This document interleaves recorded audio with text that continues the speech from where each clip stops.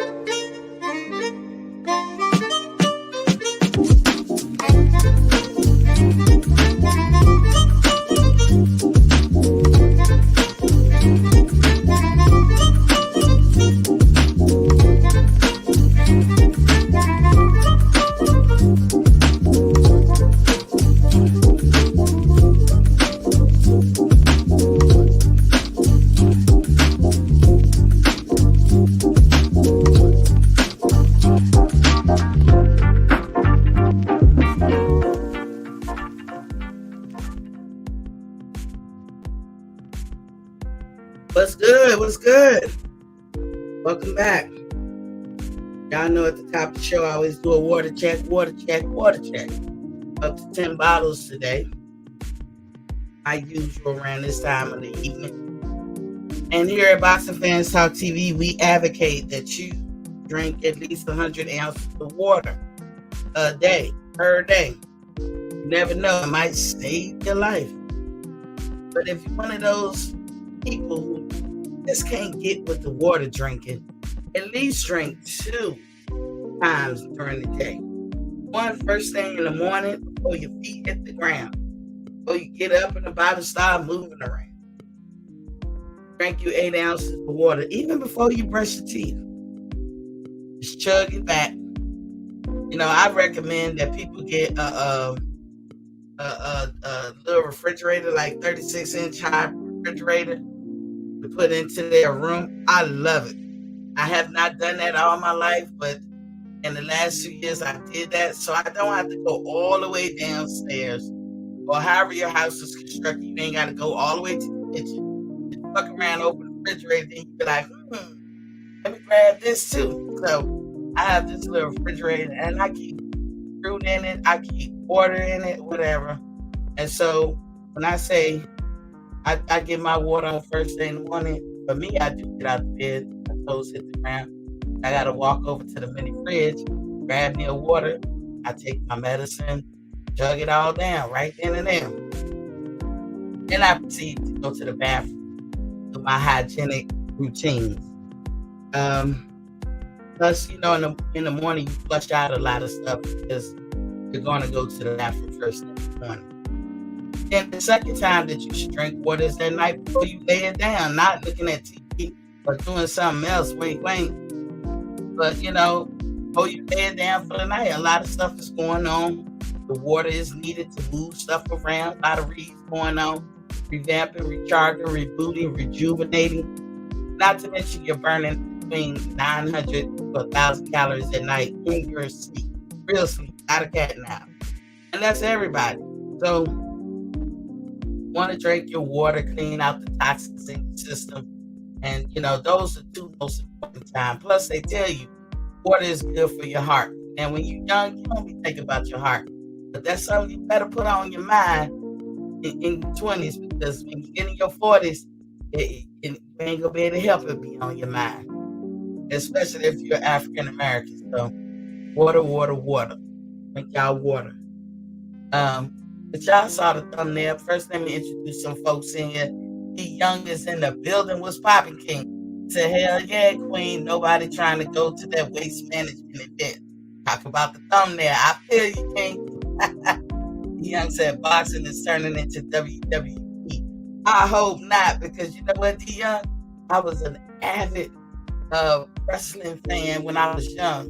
My days take me back to Ric Flair, the Nature Boy, and Ricky Steamboat, and all those people, and the Iron Sheik, and all those guys, Junkyard Dog, and all that. But once I got a little age on me, and I said, that shit is fake. But you know what else I was addicted to? I was addicted to soap opera.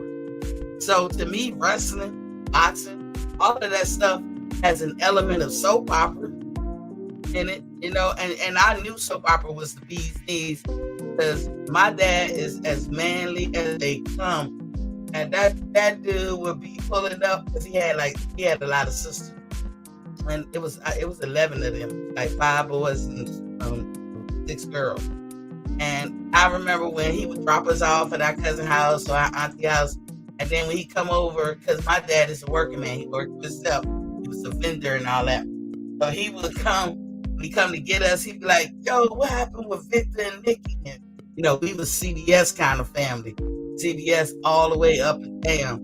But when I went overseas, I watched General Hospital, all my children, different soap operas that they allow for.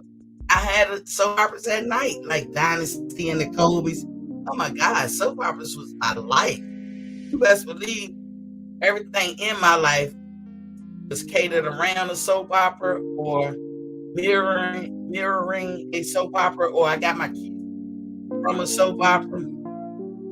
What to do, how to be a lady. I mean, y'all have no idea. That was one predictable thing about me. And I swear it went on for years. What broke me out of soap operas, oddly enough, was becoming a parent. Because I ain't had time. Simple as that. But I found time and organized my life. I still was a young person in them streets, in the clubs, every weekend. I still did all that stuff. But once I had a baby, dude, I could not find the time, nor that I gave a fuck. Being a parent was the hardest job I've ever had in my life, and I would submit to you that being a parent is the hardest job you will ever have in your life. And some people will say no, like my brother was like, it ain't hard, yeah, because you ain't doing the day-to-day, motherfucker. Love my brother to death, but you ain't doing the day-to-day, so can't even qualify an answer for me. Anybody who's raising a kid, how to raise this person to be a viable plus valuable member of society. That shit is hard.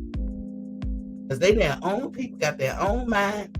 And I'm telling you, you had some choice words for your kids on the tip of your tongue that you had a whole dear life that you didn't say it, but you could say it to regular folks on the street. Oh my God, especially them girls, man, they hard. Everybody know, our daughters know what I'm talking about. Maybe y'all fathers don't, because we don't give y'all a harder time like we give our mothers. But ask any woman, got a daughter of a considerable age, she be like, God damn, she already know. She knew since the girl was like 5 or 4 years old, but she was headed for me. But once they get like 18, oh my God, Tay in the building was popping. He said DMV on top. He said IK, or I don't know, your daughter graduated soon, or congratulations, y'all. She won't be graduating college program that she doing, but she would have been graduating this year, but she decided to be a teacher, so she has to take some extra credentials or whatever. That's gonna add another year to her degree. But she getting married,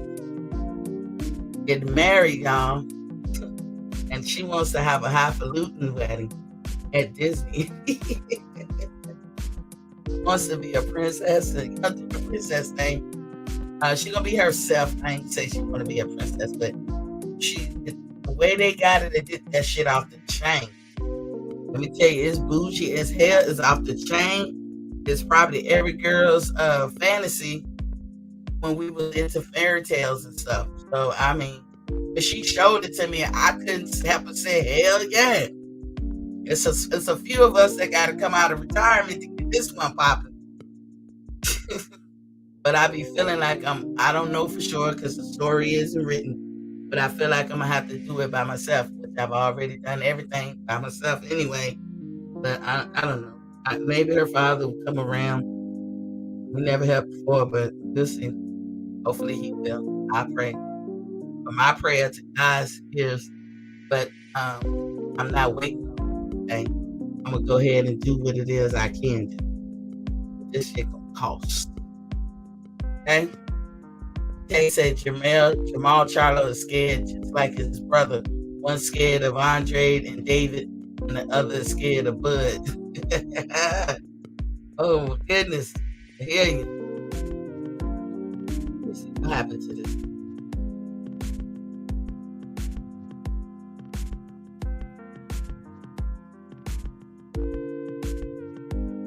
Okay, now it works. Okay. God man.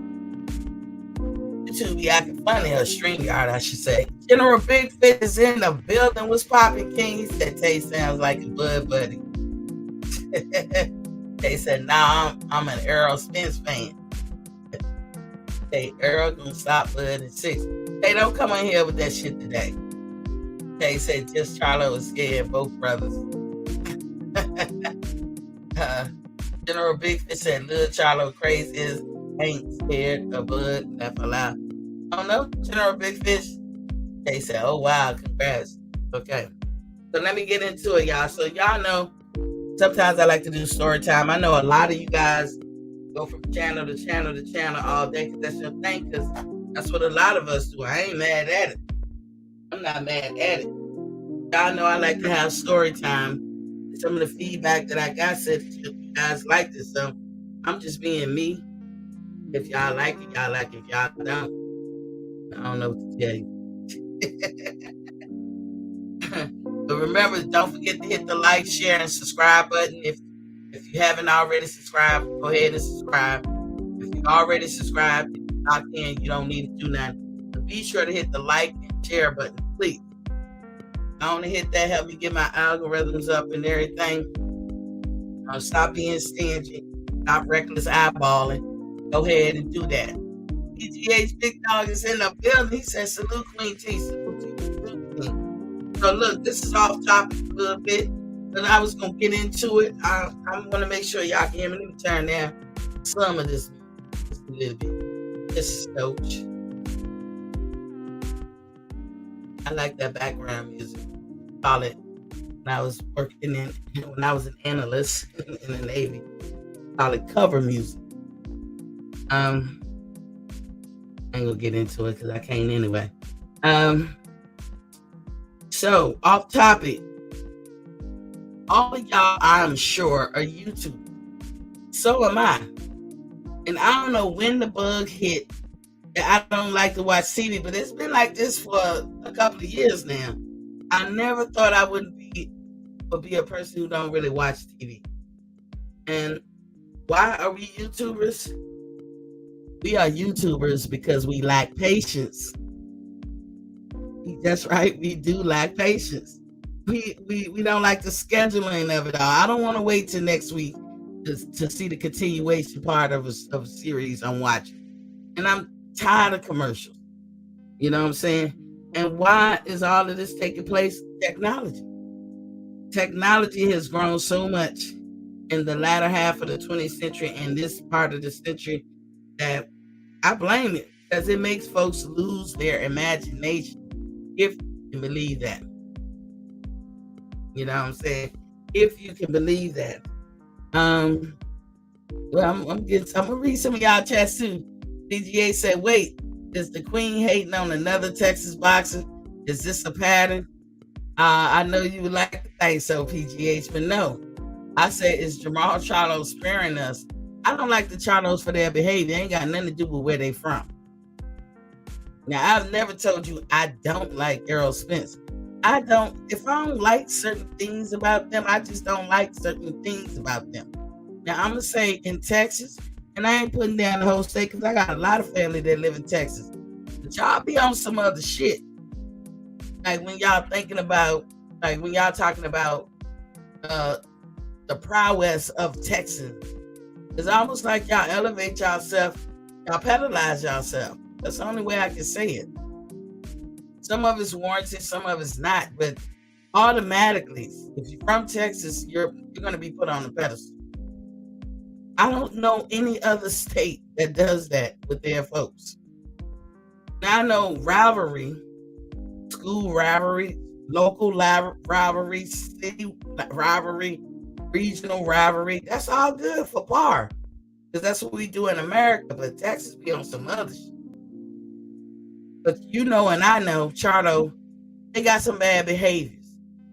So tell me, how am I supposed to overlook that? Because they from Texas. They could have been from Mineral, Tennessee, and I would still say that about them. It don't matter. And anyway, they really from where? Louisiana, right? They only moved there because of the Katrina. They only moved to Texas because of Katrina. So they're not Texas born and bred. Yeah, they live like I live in Georgia. I'm not a Georgian, so I don't even feel like a Georgian.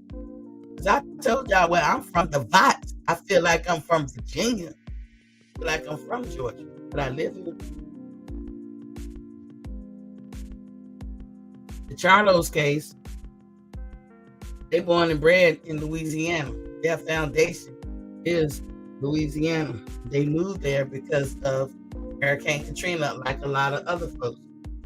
So I'm not giving them a reprieve just because they from Texas. And the people who want to do that, you got to ask them what's wrong with them. Because I don't care where they're from. They could have been from Cali. They could have been from my community in Virginia. They could have been in my family. We don't fuck with people like that in my family either. So it don't matter to me where you from. If you fucked up, you fucked up. Charlo got that Mike Tyson back injury. I don't know what that was. I don't know. See, I didn't watch this episode with Mike. I really don't know about his injury, but he injured, so we know what happened with that. I was going to talk about that. But we talk about why we YouTubers, right? And YouTubers, we have a problem with we're impatient. Got a lack of impatience. And the technology is to blame because folks don't have imaginations no more. You know, when you look, it's boring to watch TV. You already know what's going to happen. And then you got to wait through the commercials. The commercials even boring. I remember there's commercials that were very significant to me that I still carry with me when I was a child. Like, how many people remember that commercial where the Indian sitting on a horse and he looking out over the ridge and he got a tear to come down? Who that didn't get to? You knew exactly what he was talking about. You felt that shit. That shit rocked me even then. And I was like 10 and under. I remember that. And he was talking about polluting way back then. Because you know the Indian way, they never kill nothing that they don't use. So if they kill the buffalo, they use every inch of that buffalo. And so it was disheartening to them when the white settlers came over and just was killing for fun and then leaving dead carcasses all over the field and shit. That was a waste. Indians don't believe in waste, especially when you're talking about a life. They respected all lives, animals alike. You know what I'm saying? So, don't get me wrong, they're humans. Humans always fight each other. They always conquer each other. I mean, I don't even want to go into the history of Indians in this country. But 'cause we'll be here all day. Not that I don't like it, but we'll be here all day. So, in my opinion, people for centuries were storytellers. They were creative storytellers. And they did things with pictures, because pictures can say 1,000 words. They did things in books. You know, books been around forever. And as they say, there's nothing new under the sun, right? Just different people. But for centuries, we've been able to listen to stories that moved us, that made a difference, that we enjoyed. And then when TV came around, first you had the silent movies, and then you had the talkies, the movies that talk, and then you had TV. And TV came around 1951, and it was a pleasure. People stopped what they was doing. They gathered around and looked at it. It was a way to sell products, because that's where advertising got their money. It's through commercials and stuff. And the commercials sponsored a program that people tuned in to see. You know what I'm saying? And we doing it. We have commercials in some of our YouTube content created. But you know, it's we can fast forward. This why I say we impatient. Is if I go to a YouTube channel or whatever and a commercial pop up, I skip ads. You know what I'm saying? I get the hell up out of there. Captain G4, I see you, King. He said, yes, Lady T. Yeah, so it's the lack of imagination that makes me don't even watch TV. Anytime I can sit down and watch a movie or a TV program and I can tell you what happened before the show even get to that part, I'm done.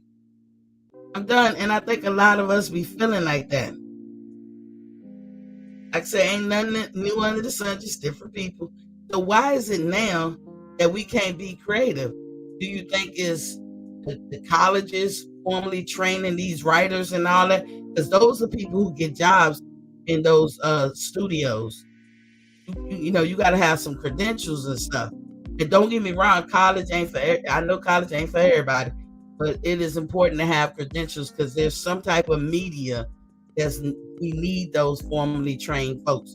But take all the creativity out of it. I can tell you, just being a historian, getting my degree, there were times I sat at my computer and I couldn't put one sentence together. I promise you I couldn't. So, you know, what my remedy became, this was the latter part. Y'all I would smoke a couple of puffs off, you know what? And boy, would the creative juices start flowing. Would really just start flowing. Them would be the days when I get A's on my paper. I was like, shit, it was so damn good to me, because I love getting the A. And every time, because in history, you are always writing. If you get a history degree, you are forever writing. Like a small write would be like little essays, and they either at the smallest, 250 or 500 word essays that they want you to turn in an hour. See, history degree ain't no joke. But we always writing, always. And because we always write, and I got a political science degree, so that's a lot of writing too. So if you're constantly every day in and day out writing, you'll get writer's block. I guess that's what they call it. But you'll get to a point where you're like, wait, I can't think of nothing.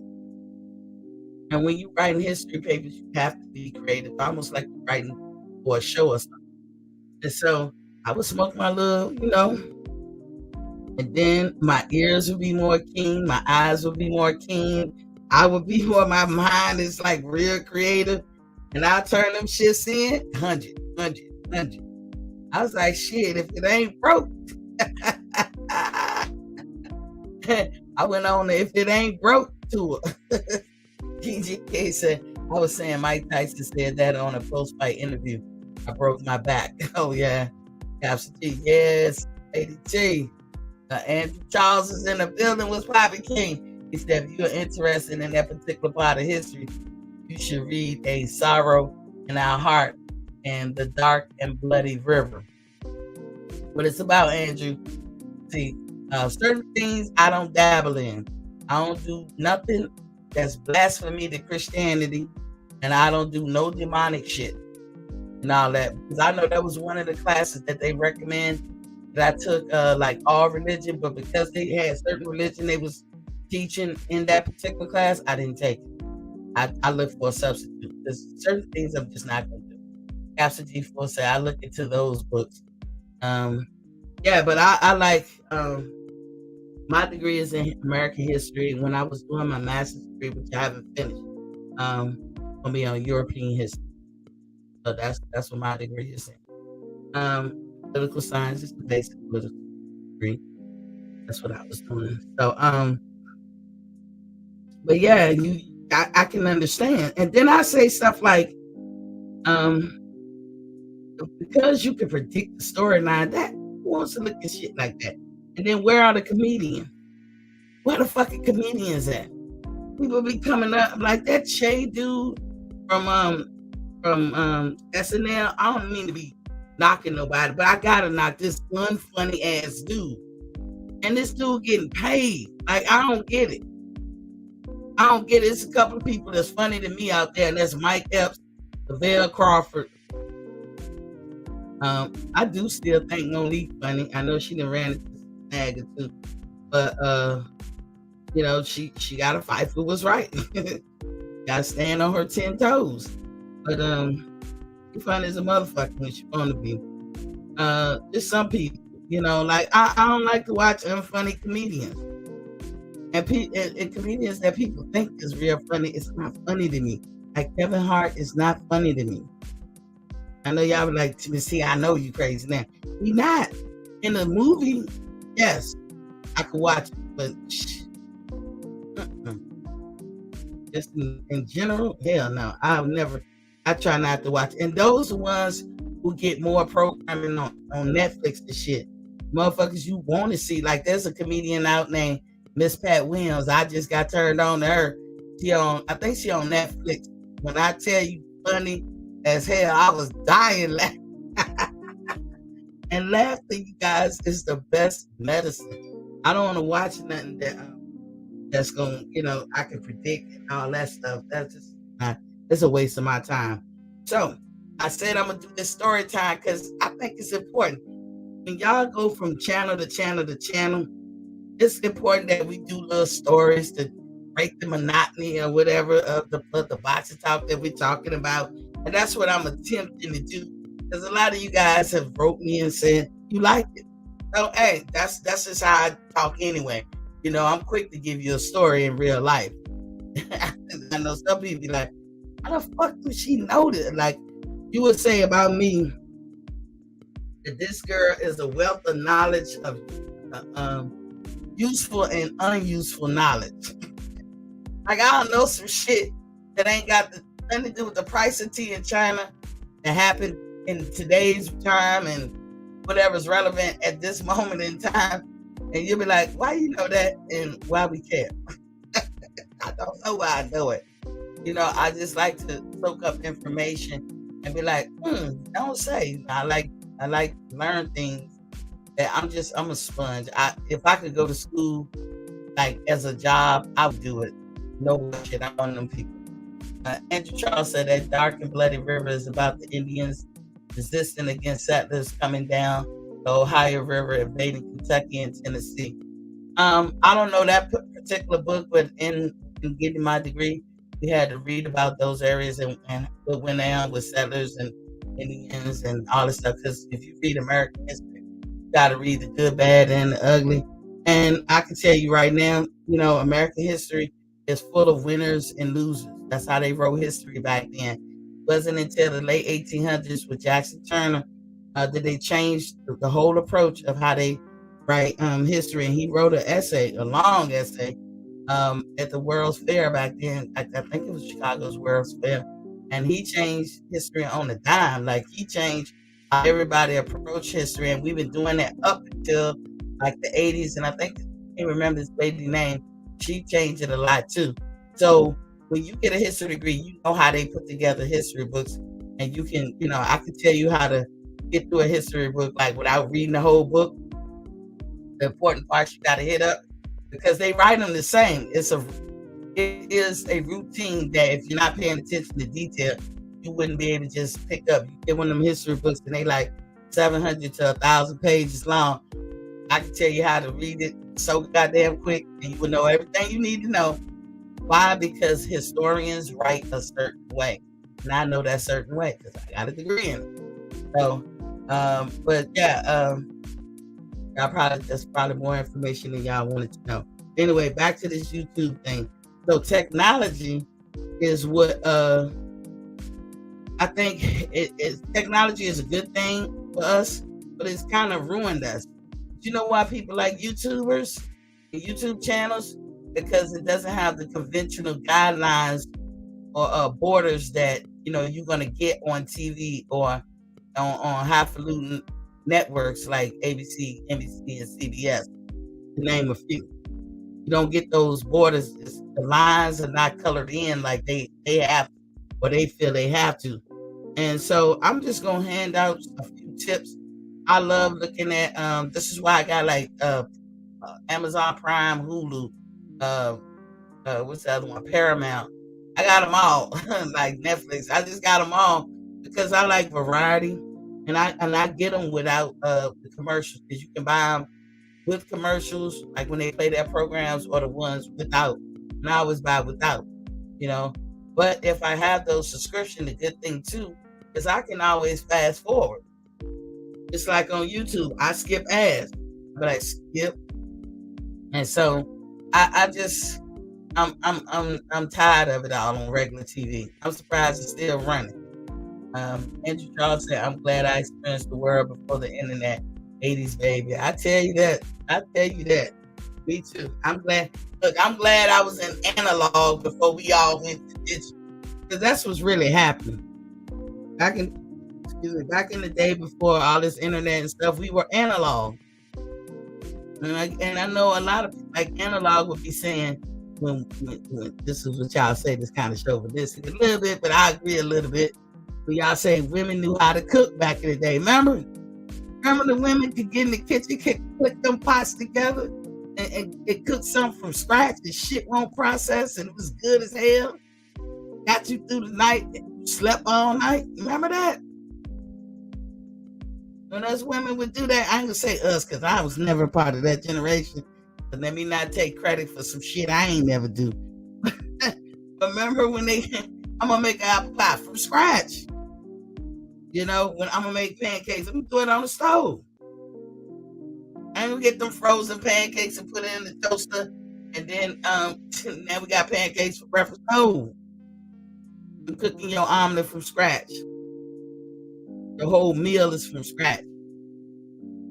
A lot of people don't do that no more, unless they got a love of cooking. And I'm telling you, a lot of women ain't pressed to be no damn Betty Crocker. Men, but a lot of men not neither. But we got men nowadays who do like to cook. Now people cook because they like to cook, which is a good thing. But that's what you would call analog.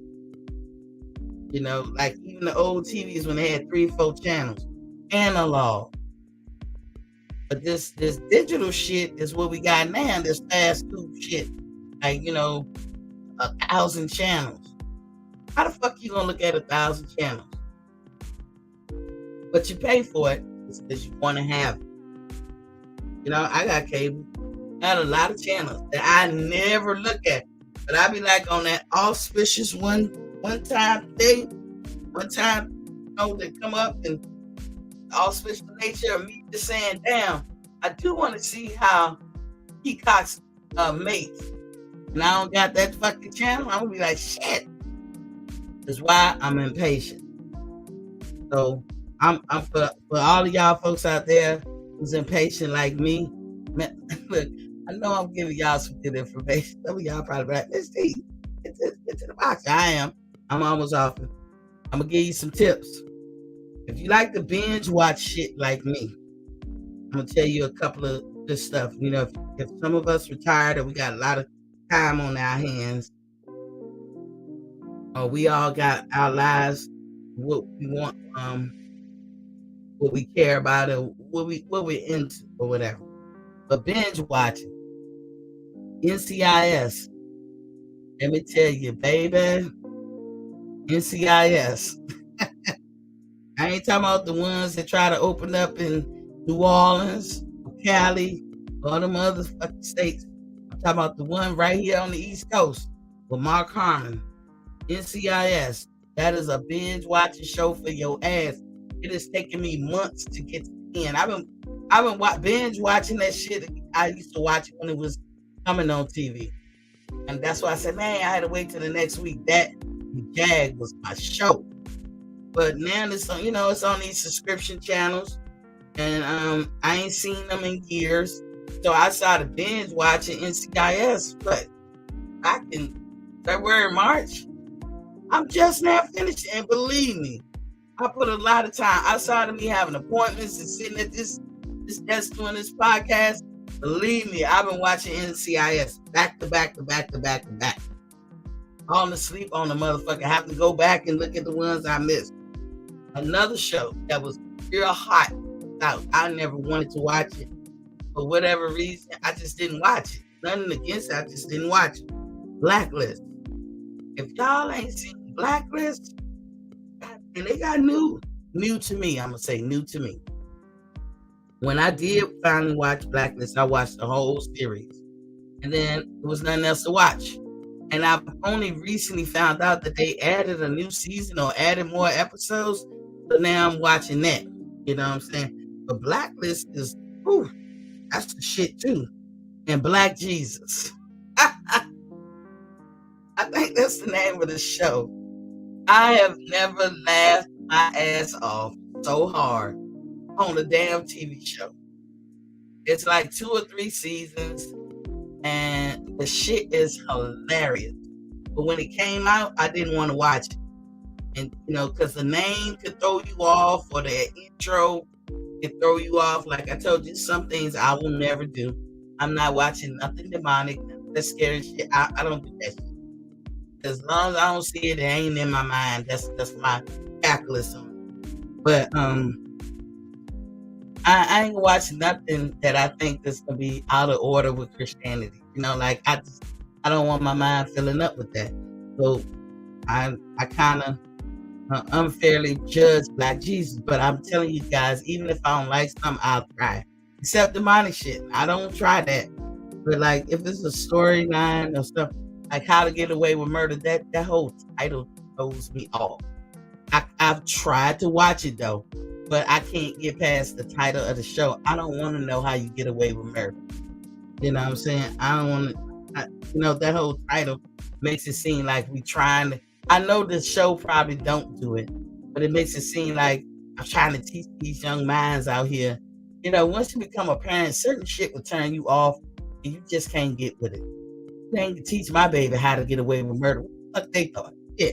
I take offense to shit like that. So the title fucked me up on that show.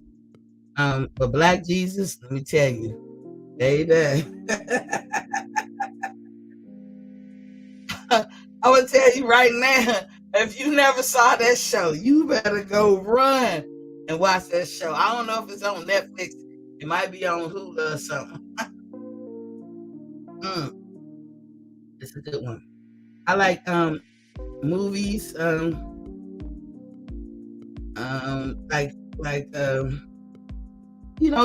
watch the movie you like. Like I can watch The Tudor. I'm a historian, so of course I want to watch something like The Tudor about Henry VIII, right? And watching it, well, I knew the truth because I told you I'm studying European history too. But when you growing up, and Henry VIII killed all his wives, he didn't. He only killed 2 of them. Shit, 2 is enough, right? 1 is enough.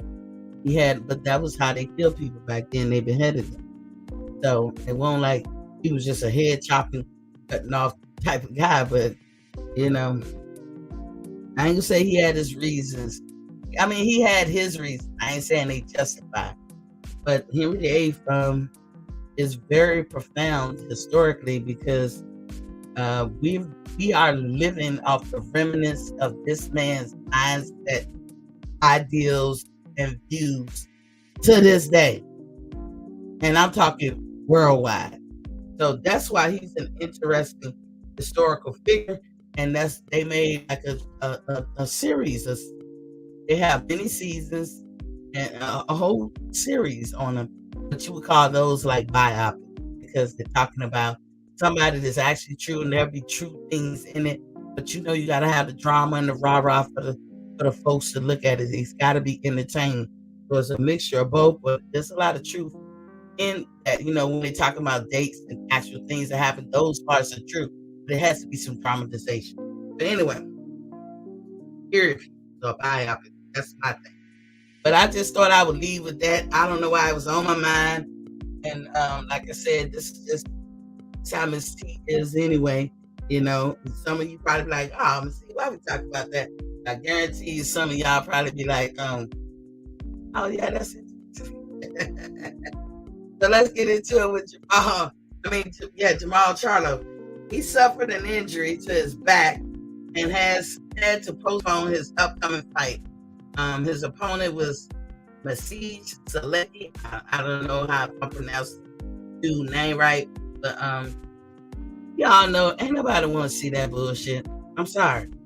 Who the hell wanted to see that by show of raising hands? In my head, I don't see nobody raising their hand. But ain't nobody want to see that shit. Nobody really want to see it. It was gonna go down on June 18th. Charlo is into this Juneteenth type thing, but you need to have some hands-on creative licenses for these cars if you're gonna be doing the Juneteenth thing, because your shit don't be looking nothing like a Juneteenth celebration. And I'm just giving some constructive criticism on that one. It really don't. Last year when he did it, it was anything but a Juneteenth celebration. He was the only black face in the goddamn event. The only one. And bitch, where you been? Was Bobby King like he ain't no slouch. Don't sleep on him. I ain't saying he a slouch, but who the fuck gonna see him? Who knew him beforehand? None of us did. Was anybody clamoring to get that fight? Anybody saying, hey, that damn Selecki boy, I would love to see a fight with him and Charlo. They always talk about Bud's resume, but look at Jermall Charlo resume. We're gonna say he fought nobody. Yeah, I don't like to get into that type of talk myself, but I'm just drawing a parallel. Are we gonna say he ain't fought nobody? Because most of the people he be fighting, I don't be knowing until he fight them. Don't say that that's untrue. But hey, it's a tough break for Charlo because he, nobody want to go through no training camp and get close to the moment and you can't fight. But to be honest, like I said, who was interested in that fight? Show of hands. I don't see no hands raised. No hands raised. I would never call Selecki a tomato can, but we don't know him. So Charlo, in a sense, is doing fights that don't nobody know. Don't nobody care. So why push it on us? You know what I'm saying? That was my question. I think in the long run, because I did put a question up there, a statement, like he probably saved himself in the long run. He's gonna have to start listening to the fans. The Charlos have a problem with their behavior, but that's already fucking up their brand right there. But maybe one day with a little age and wisdom, they'll get over themselves. I've heard other people say there's a reason why they act like they act. I ain't gonna go there because I don't have no proof. They like the winter and say it like that. But I don't have no proof of that, so I don't want to put that jacket on them. But something is going on as to why they have the behaviors that they have. Then Charlos come out and they downgrade and devalue everybody else, but they don't do it to themselves. Y'all know damn where Jermall Charlo have not been giving us no exciting big time fight. And then the people he is picking, it be a rough one for him, which be used us because we like, man. Some people say he hands select a cherry pick, but his fights be hard for him.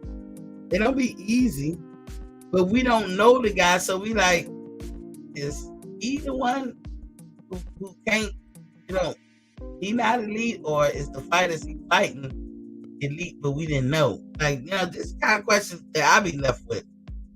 Hans Beecher said, who does Charlo have to fight at 160? I don't know, but he need to be on the campaign trying like his brother.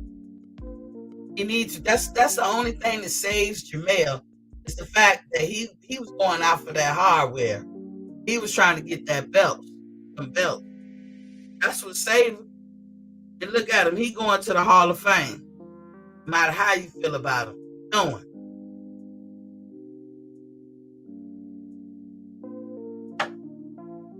All right, I was drinking. Jermall Charlo is going to the Hall of Fame no matter how you feel about him. Cannot say that about his brother.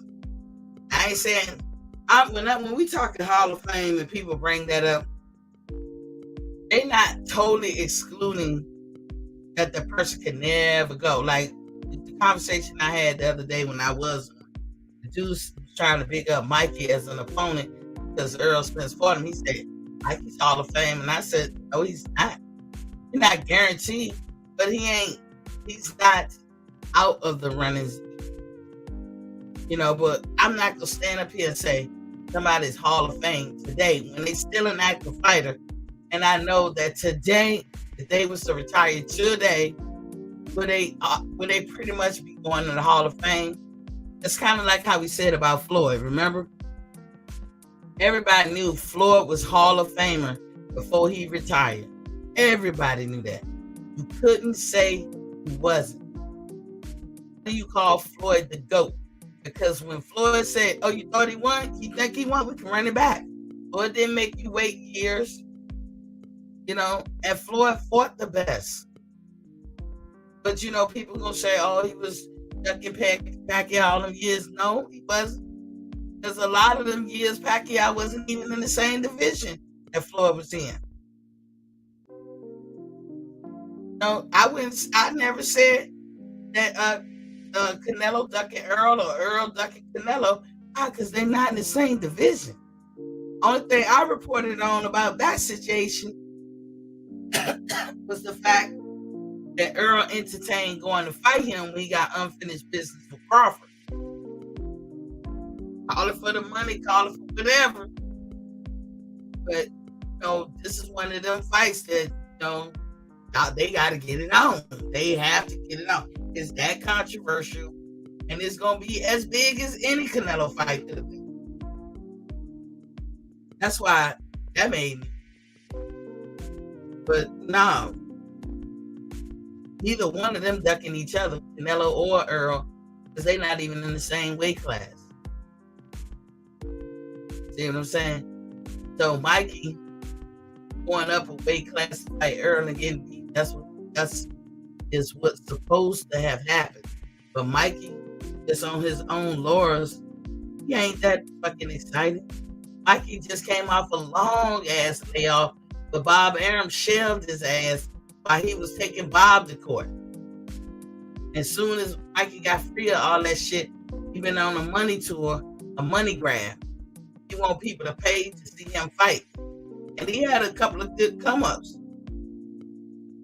Just went off his name.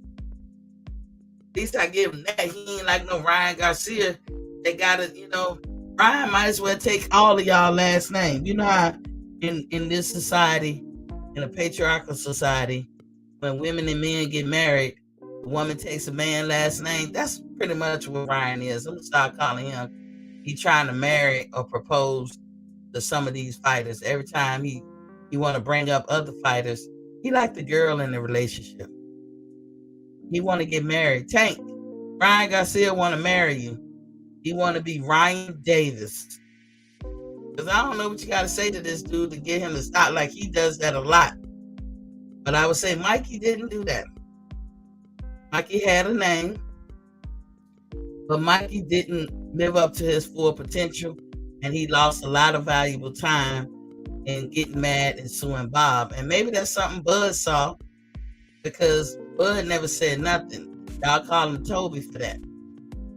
Y'all put him down for that, like he was a weak and insignificant. But it worked to his favor because he was never shelved. He was never shelved. He got in some work and he got paid. And when the contract was up, he was like, kick rocks, Bob. Kick rock. I'm done with you. Whereas Mikey spoke too soon and got put on the shelf. Got dog walked. Lost valuable time. And in boxing, a year is valuable.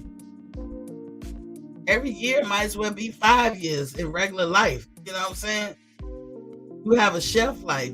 Now I can say men know what it is to have a shelf life, because women got a shelf life. At the age of 35, if you get pregnant as a woman, I don't know if it changed, but this is how it was back then. So technology might have did away with this, or, you know, maybe it's still the same. But at the age of 35, they start checking you with your pregnancy for Down syndrome, because the risk of having Down syndrome babies increase when one of the parents are old. And yes, men who are old, we know that guys can make babies to the day you die. But if you're an old man, you can make your risk of producing a Down syndrome baby is increased because you're older. It's a medical fact. So them little tests that we get when we pregnant, when we younger, it switch up. It's more intricate and invasive when you get like 35 years old. Some people 35 years old look like they 30 or feel like they 20 something. But at 35, again, you get a needle in your stomach. We get out there. That shit make me queasy. But that's what used to have to happen.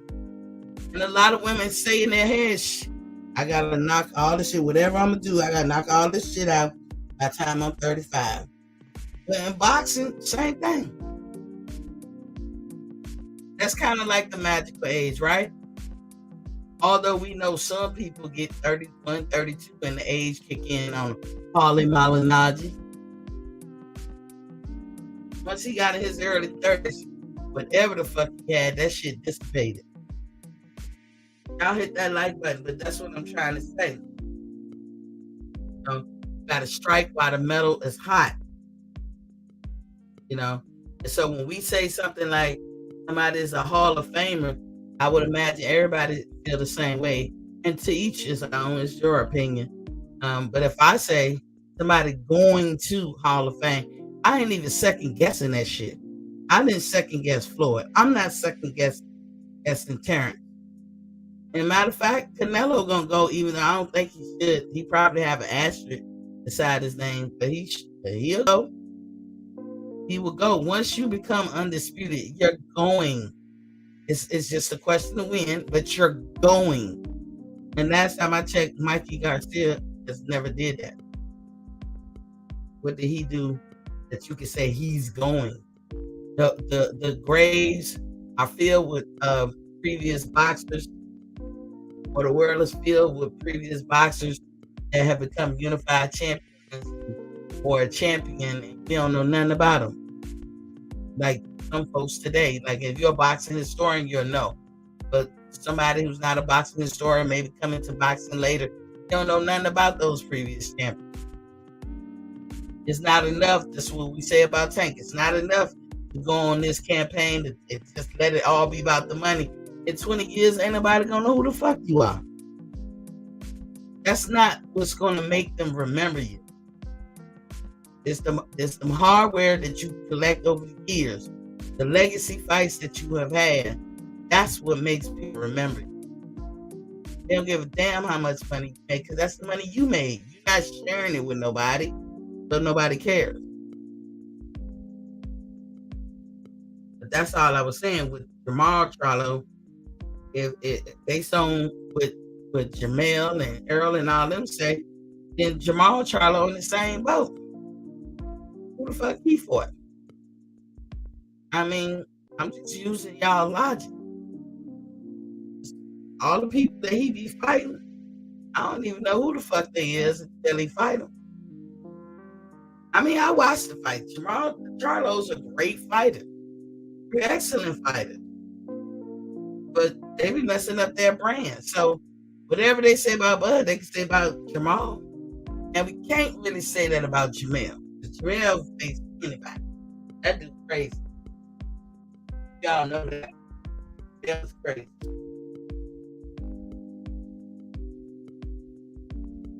You look at Jermall, and even though he hasn't faced everybody in 154 division, you can pretty much make a statement with a straight face and say he cleaned out that division. You can say that with a straight face. You asked before, then who did Jermall Charlo, who could he fight at 160 hands? Why didn't he fight Andre? I mean, it's an excuse why you couldn't fight Andre. That's that personal shit that y'all call soft and weak. That's that weak crybaby shit that y'all be saying, oh, they acting like a bitch. Y'all low key, I don't like when y'all say that, but I have to laugh at it. They be like, damn, why everything negative is acting like a bitch? That's so not fair. You know, y'all make me think of shit like every time I hear it, I just sing this song in my head.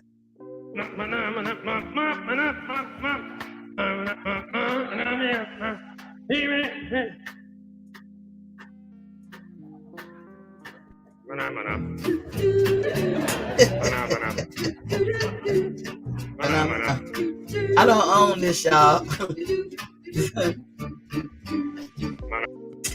I don't own that. Whenever I was like, I don't like it so much. I be like, dang. I try to think of something funny. Be like, see, that's just like, take the good, the bad. I'm like, not everything is negative. That points to, don't use everything negative. I don't know if y'all know y'all do that. A lot of men, y'all do. I'm like, I don't think they did it on purpose. As my mom said, he didn't mean it. He didn't mean it. So that's how I take it. I'm like, mana. But anyway, yeah, Charlo, to me, I think him catching this injury kind of saved, because I was at this point like, I didn't want to watch this nigga fight. I don't want to watch him fight. I mean, the Bum of the Month Club comes to mind, and like you said, don't sleep on Spectre. I don't know him. You know, and there's no glory in saying, I'm giving you an opportunity. I'm letting you shine.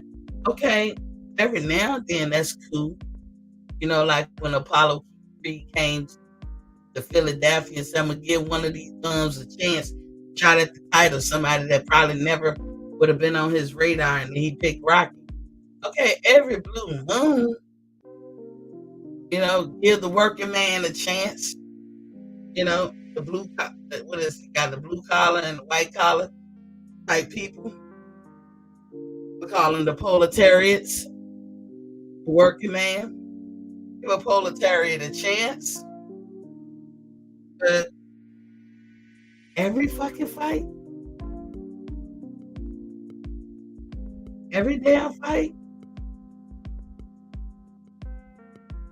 And as Beecham said, Charlo boycotting Andre was a soft move, I must admit. Yeah, I mean, I understand being mad at first. There's other ways you can get back at him. Beat his ass in the ring. Lowball him on the pay. There's all kinds of ways you can get him. But to just straight avoid him and say, oh, because he had did this and this, nigga, get over yourself. And that's crazy to me. And you holding a grudge. And I ain't gonna say like no bitch. He's just petty as hell. He's holding a grudge like a bitter, petty person. And I thought being bitter was a bad thing. You know, as much as you hear people say, she bitter. I thought that was a bad thing. But ain't he bitter? That's crazy. That's crazy. So instead of fighting somebody we probably would have wanted to see you fight, you gonna pull up with somebody we don't even know? You act like you Santa Claus, you giving all these hard luck guys a chance? These cab drivers, these proletariats, a chance? No, miss me with that one. But he gets a chance to think about some. I don't know if because they signed a contract, it still gotta happen. I don't know, man. If this your hard luck case or whatever, these people, that's what you want to do, so you can rack up numbers and wins on your resume. Everything you say about Bud, your brother say about Bud, they're talking about you too. Because I don't know none of these folks that you fight. So if Bud got that issue, you got it. But I will say this: next time, even let them try to psych you up, or they trying to give you, your lane, like when Floyd took Mexican independence. He did Cinco de Mayo, then he doing another Latino holiday in September, but then proceeded to beat all Mexicans' asses, Latinos' asses. He backed up what the fuck he was doing. You could say he was making fun, and you could say he was, it was a good little tactic for him to fight on these important dates for Latinos. But Floyd, let me tell you, Floyd opponents were known. They were big in their own right, and he always found a way to win. He fought more undefeated people and more undefeated champions than anybody else. He broke so many different types of records, so you could call him the GOAT. His 50 means a whole lot more than some people 70 and 80. And Jermall Charlo, if he not careful, that's where he gonna be. A lot of numbers that don't mean a hill of beans. And then if you're gonna let them give you a date that's supposed to be significant, like Juneteenth, make sure the whole card black, or damn near 80%, 75% black. Because I don't get that either. I know Juneteenth has resurged as far as relevance here lately in this century, but for a long time, we knew of Juneteenth.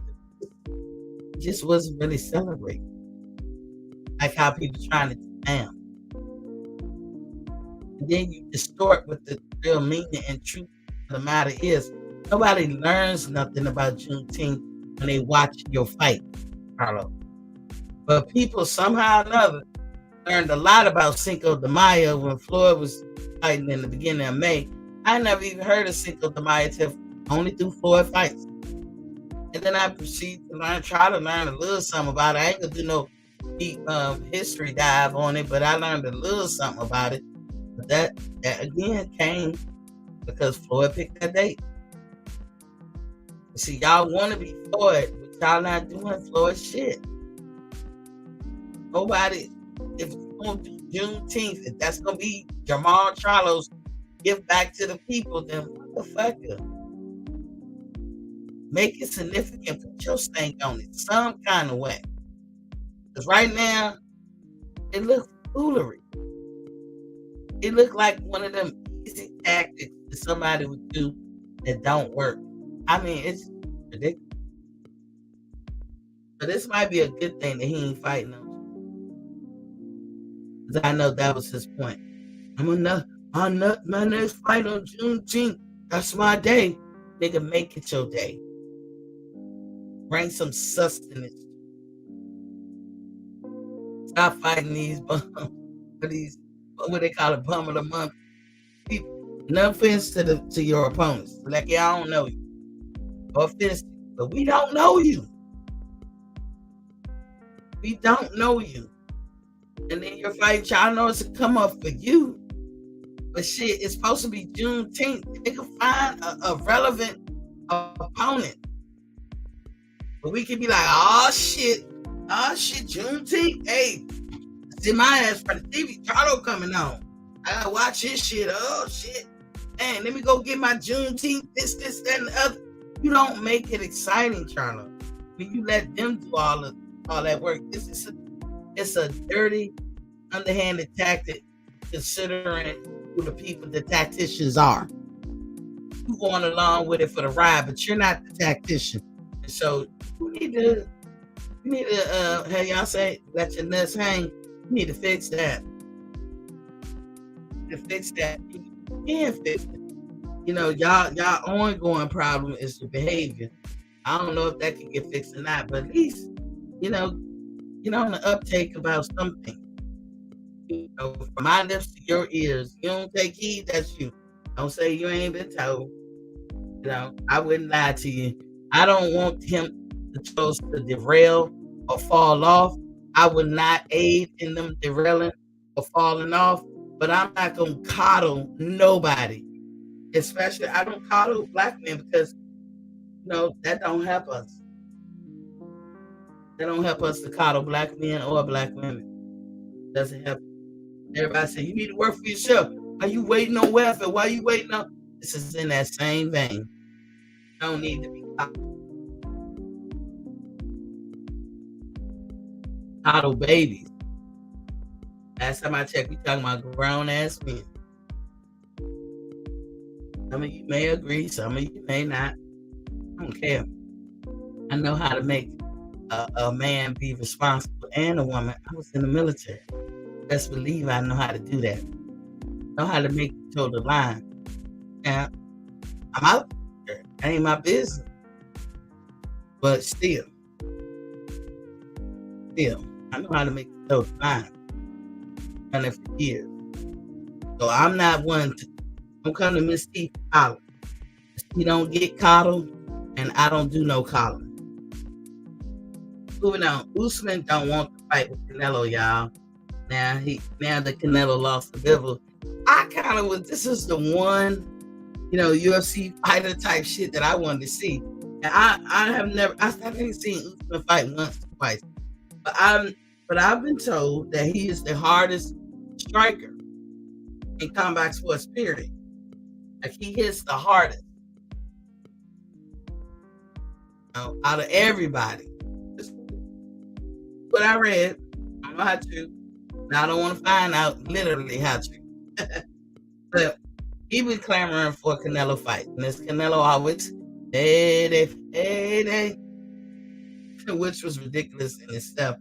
Y'all let him get away with saying that dumb shit, that old nut shit. But now, according to Usman's manager, they claim that Canelo is a regular guy now.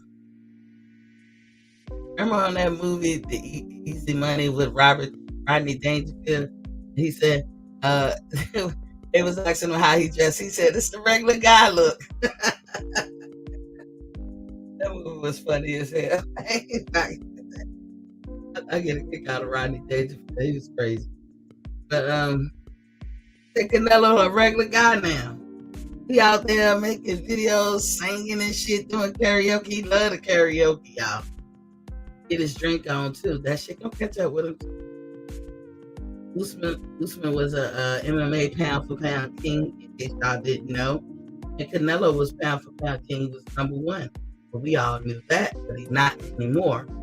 And they calling him a regular guy now, saying that the mystique is gone. The thrill is gone. The thrill is gone. I can't say it. My BB King voice. God almighty. The thrill is gone. So look, I'm going to show y'all something. We're going to talk about it. I'll talk about it. Speaking of regular guy and not being on a pound for pound, this is a pound for pound list right now on one of these channels. And I took the time to look at it, and I want to know what you guys think, out there. I'm going to drop the link because I know I've been rattling, but, today I figure I break up the monotony with boxing. Talk about some bullshit. Drop the link in there. This is the pound for pound ranking system. So first and foremost, for me, you guys can have y'all criteria, but for me, I don't do heavyweights pound for pound. Because I don't think it was meant to put a pound for pound heavyweight up there because you rank them just fine.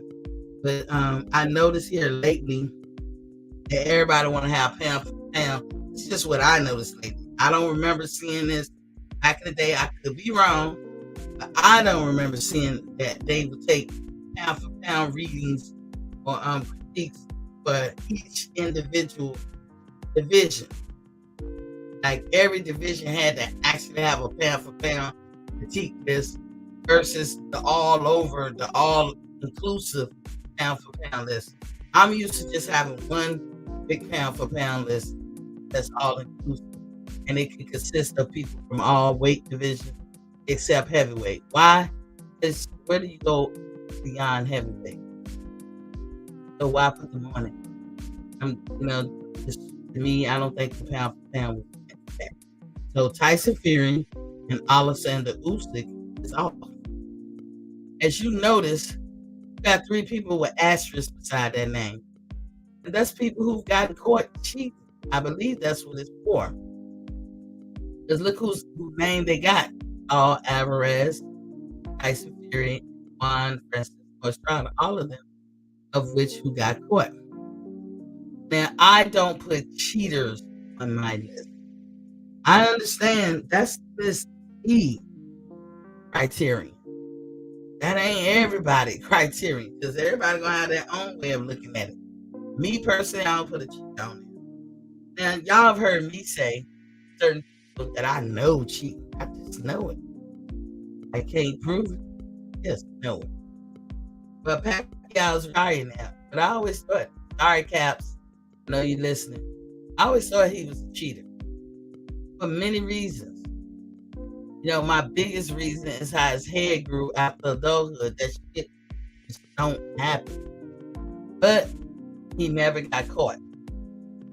So even though that's my belief about him, I can't prove it. So if I was making up this list and he was still an active fighter, he would go on the list. Because he never got caught. He can't be everywhere. It can't just be what my mind thinks. I mean, I know for a fact that hairs don't grow. And I know for a fact that human body just can't go from a set weight all the way up, only increasing in everything and being muscled out like that. You don't, Pacquiao was going to be a small man in life. That's what his DNA dictates it's going to be. To go from a small weight, I mean, he was almost a grown man weighing 99 pounds. See what I'm saying? When he was like 18 years old, 99 pounds. You don't look at somebody like that and say, yeah, one day get up to the 150 and be all muscle. No fat. Get motherfuckers out. Ass is a bitch. And all that. You're going to lose some of it. It just doesn't work like that, y'all. So I say it's all many reasons why I feel that Pacquiao in his lifetime has cheated. But mainly the one for me is his head growth. And I watched that in boxing. I watched that, and the next thing I watched is acne. You're 30 years old and you got acne like that for you past 25 and you got acne like that. Come on, man. You know what brings that shit on. Also, hey, some of y'all favorite fighters out there that might be living foul. You know how, and I said this before, I ain't gonna call no name and go into depth, but one day, like I tell you, all things that happen in the dark come to light. One day I'm gonna say, told you so. Yeah, I'm one of them petty bitches. I'll say it. Told you so. Because I can look at and see a certain look. You know why? Because I'm in that club.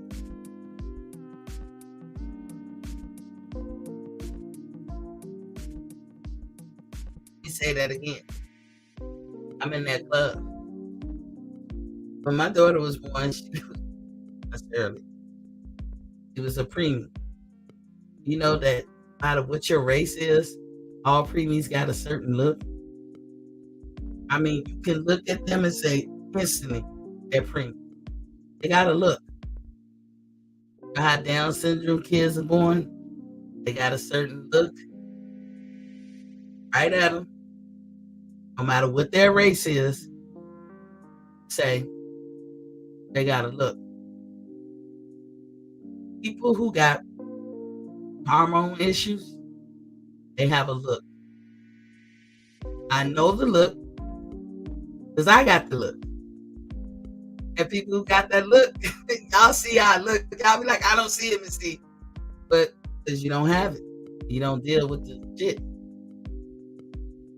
But there are telltale signs, not necessarily always in your face. It could be neck, it could be in your chest area, it could be in different regions of your body. You have a look.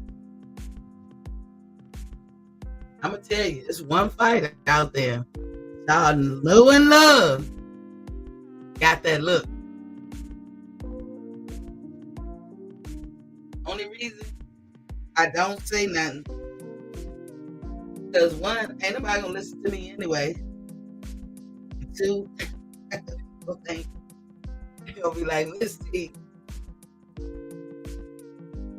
I like this fighter too. And I say, look, damn. This look that I'm talking about can come, tell when that person got that look, they don't know they got that problem. That's a look too. You tell when this person got that look, they still don't know they got the problem, but you can tell that they created that problem. And I don't care who y'all guess. Y'all can be like, is it such and such? I'm not going to ever say it. Because they're going to pay for it yearly. They're going to pay for it. Their life ain't nothing that you're going to be able to see that they pay for it now. Don't pay for it, trust me. There ain't going to be nothing they broadcast. Matter of fact, I can see people with symptoms of it now that are retired fighters. I'm like, oh yeah, I know what you. But yeah, people, at your own risk. Do what you do. Body and the fuck with. God give you a good, decent body that work. To relish and be appreciative of it. I say, God, whatever God you pray to, whatever higher power you pray to, if you don't pray, when you have the gift to have a decent body, you should appreciate that. Decent don't mean, I'm not talking like looks. I'm talking about abilities, how your body is set up, how it works for you. How you can have control of your body. If you wanted to do X, Y, Z, then you should be able to do X, Y, Z. You know, hit your mind. If you want to start walking, your mind send messages and your body just start walking. It seems so instantaneous that you don't think a thought happened before your body executed. That's exactly how it goes. When you fuck with those abilities, there are telltale signs. There's a But when that shit is revealed, say, I told you so. So y'all mark time. I'm going to say it. I'm petty that way. But anyway, moving on. And Sean Porter has put his weight on the scale, so to speak. Because here lately, he been comparing both Spence and Crawford. And he know that's a hot ticket item to do so. But I always go by what they first say, their first mind. Like really like what they said in the ring, when the fight ended. Because when you give people time to go back in the dressing room, take a shower, come back out and do the post-press conference, anything liable to change. I'm going to give you an example. Manny Pacquiao was throwing them hands and kind of shadow boxing, like throwing his arms before the fight started with Floyd. When he thought he won, he was raising his hands. I unfortunately have had the opportunity, I guess, to sustain a rotator cuff injury. And I'm going to tell you, I know how I feel now. Back then, I didn't. And to be honest, I don't even know how I got this injury. But I don't want to have no surgery. So I guess I'm going to roll with this injury. Or this whatever the fuck is broken there. But sometimes it hurts, sometimes it don't. So my injury might not be as severe as others could who actually are elite athletes, play the game that they play. But that raising of the arm, nigga, that shit true. That shit right there is true. I don't know how you do it. I done raised my arm all my life, up and down, up and down. I don't know how the fuck you do it. Just like if you get cut in your waist area for a surgery, and a lot of women have, you don't even realize how much you use your stomach. If you got stabbed in the stomach, I'm sure it's the same thing, or shot in the stomach. But you don't realize how much you use your stomach for everything. Just to even walk, talk, to reach. You don't even realize it. And when you're injured like that, you can't do it. I couldn't even reach to the top of the refrigerator because that's where I put my cereal boxes. When I had my surgery, it's been over since I was in my 30s. In a while. So over a decade ago. But I could not reach cereal box back then. And all I did was set it on top of the refrigerator. And I'm a tall person. I know a lot of people tell me they thought I was short. I'm not short. Oh.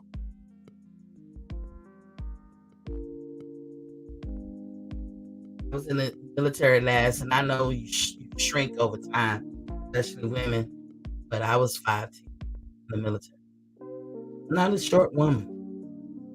I was trying to reach. I had that surgery where they cut me from waist to waist. I had to put my hand down. It didn't even, I was raising my hand. I got as far as my shoulder. I couldn't go no further. I could not reach.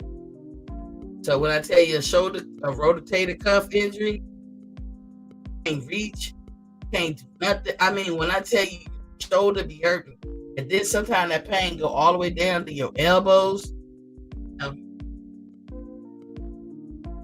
Oh no. So I know that that's a real injury. Like I said, Sean Porter weighing in on the scale, and I gave you the example of Pacquiao, saying something after the fact, that he didn't say in the ring, nor when they did training tracks. He never complained about his shoulder. But that's what he wanted to offer the world as to explain why he couldn't beat Mayweather. And I thought that was in bad taste. A lot of us did. So when I'm thinking about Sean Porter, I gotta go by what he really say after the fight. His attitude in the fight. When Earl knocked him down, he popped right back up. No hesitation. He wasn't wobbling, nothing. He was like, nigga, come on. That's the person that really won't hurt. Who still was kept in stocking. But now when Bud knocked him down, the nigga trembled. And he did a little, his legs was a little spaghetti for a half a second. And I always tell you guys, Sean Porter hurt is not the same as regular folks hurt. That's a man who could take some punishment and keep going like he ain't even taking it. And I say that is a testament truly, uniquely to him throughout his whole career.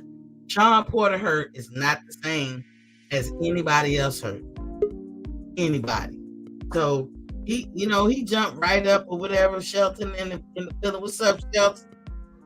Hey girl, what's going on? Nothing much. Just sitting here, talking smack.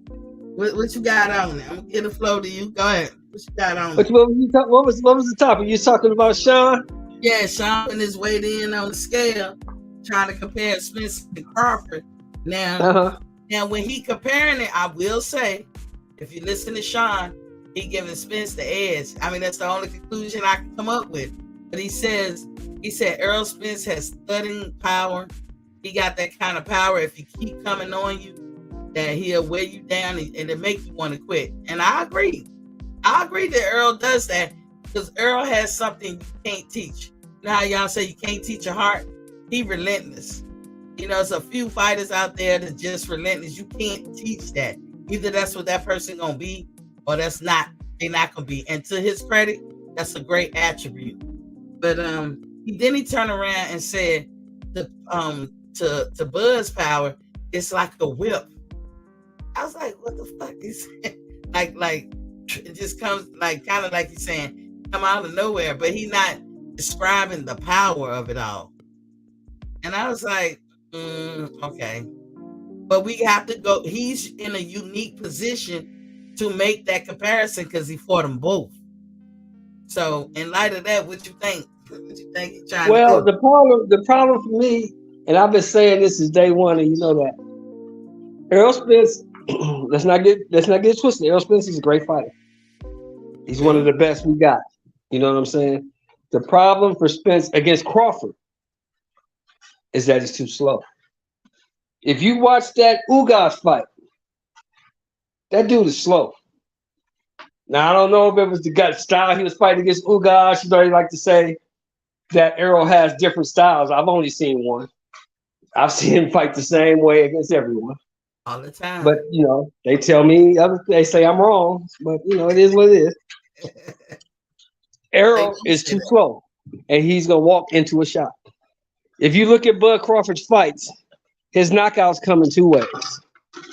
Either he catches you in between a shot, or he creates distance and catches you with a shot that you don't see coming. Am I right or wrong? Right. Errol's too slow. Errol's fundamental. Got great defense. He can punch. He can brawl, but he's just too slow. He's gonna get beat. I can't say he fight good. It's like what don't he do that's good? Everything you can think of as tools to have in boxing, Bud has shown that in a fight. Errol has not. And I don't know why his fans act like that is not the case. This is the only reason why Bud fans say he'll beat him. Because Bud has a lot of those tools and he do it well. It's not a fight that don't go by that you don't see a handful of his tools. And he ain't showed you everything because he can't do nobody can do every tool in the bag in the course of one fight. But Bud don't have to show you. And you can tell he fought many people with different styles. Like that first knockdown that he gave Porter, he took a half a step back and a half a step to the right. And threw a feint in a sense because he threw his elbow up like he's about to throw a jab, but he didn't. And he came down with the hook, knocked him on his ass. That is strategic, ladies and gentlemen. That is a tactic. I don't never see Earl do nothing like that. Never. They don't want to hear that, Miss T. They can say you tripping or you biased or something like that. Or you just tell them, you just explain to them what you saw, what happened. You know what I'm saying? The guy can fight going forward. He can fight going backward. He can fight laterally. He got power in both hands. Great IQ. Great footwork. He can box. I mean, goddamn, what can he do? But one thing he does is sometimes he can be lured into a firefight, you know, because he believes in his power and he believes in his toughness. So I believe, honestly, the only way Errol can beat him, you have to make him fight. Errol has to make him fight his fight. But if you listen to Sean Porter told you that every fight I've had, I've been able to make the other guy fight my fight. Crawford made me fight his fight. That's what Porter said. He did say that too. He did say that. He said that Bud he gonna put you in predicaments like where he wants you. It's always where he wants you. And that's a trait that any fighter should want to have. because it can't always be like you say the same style coming forward. And this is something that I've coined recently, and Earl ain't the only one. And you got that saying, if it ain't broke, don't fix it, because it's been working for him. Laura and him hover over sitting down on their punches. They hover, kind of like a person driving that ride the brakes. That's what they do. So Right, when right, they right, do right, hit right, right. you, it's a sitting down punch. And we all know that sitting down punches hurt worse than when you moving around punching. We all know that. And that's what they do. Now, how do you beat somebody like that? You don't let them get in their stance. You don't let them hover. Like Sean said, I didn't Yeah. make Crawford uncomfortable. Because he didn't make him uncomfortable, meaning he didn't let him set up the way he wanted to set up. That's how Because every Laura case got. of what happens, that's where the hit you, that's where catching you in between shots comes in. Because every time you get ready to throw a shot, he throws a shot. So now you got to reset. Yep, he's moving. Did you see when Porter and Bud was fighting? Bud was moving up and down like Porter tried to do all that herky jerky, move around quick and all that shit, and Bud just went up and down. He went up and down, threw him all the way off. Yeah, that's where the ring IQ comes in. I That's mean, don't get me wrong. Now, I'm not gonna sit here and say this is gonna be a wash, this that, and the other, because no man is unbeatable. right. I heard somebody say that today. That in my opinion, right now, Spence is unbeatable. No man is unbeatable. Anybody can be beat. I Not just don't believe. I just don't believe that this guy has enough in the tool bag to beat the other guy. That's all. That's it. No hating on Earl. No hating. But we gotta call a spade when we see it. You know what I'm saying? But that's the reasoning. When y'all be wondering why y'all on Bud so much. Why not be on Bud? We have in the last couple of fights that have come out. Go back to Shakur Steven fight for Oscar Valdez. Now Oscar Valdez is a true warrior, but he couldn't get his shit off. Why? Because he fought a pure boxer. Yeah, we all knew. Speaking of that, nobody in the chat, nobody that we know that we talk to on a regular basis, nobody can sit there and say they gave Valdez a chance. Everybody knew Valdez was gonna get beat up. Except his fans. Except his fans. Well, we know what that was about. That was about something different. And then if you look at Benavidez, I'm telling y'all today, and the proof that the reason why this comes in my head, if you go back and look at Omar Figueroa, remember when that dude seemed like he was unbeatable? He got older. When you don't fight the proper fight, you're not a pure boxer. Get away with shit when you're young. As you get older, that shit ain't gonna work for you. It really ain't. So what do fighters do? They do what they practice. If you don't correct it, that's what they're gonna always fall back to that.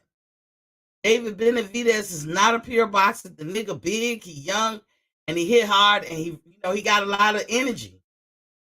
But time waits for nobody. Age happens to everybody.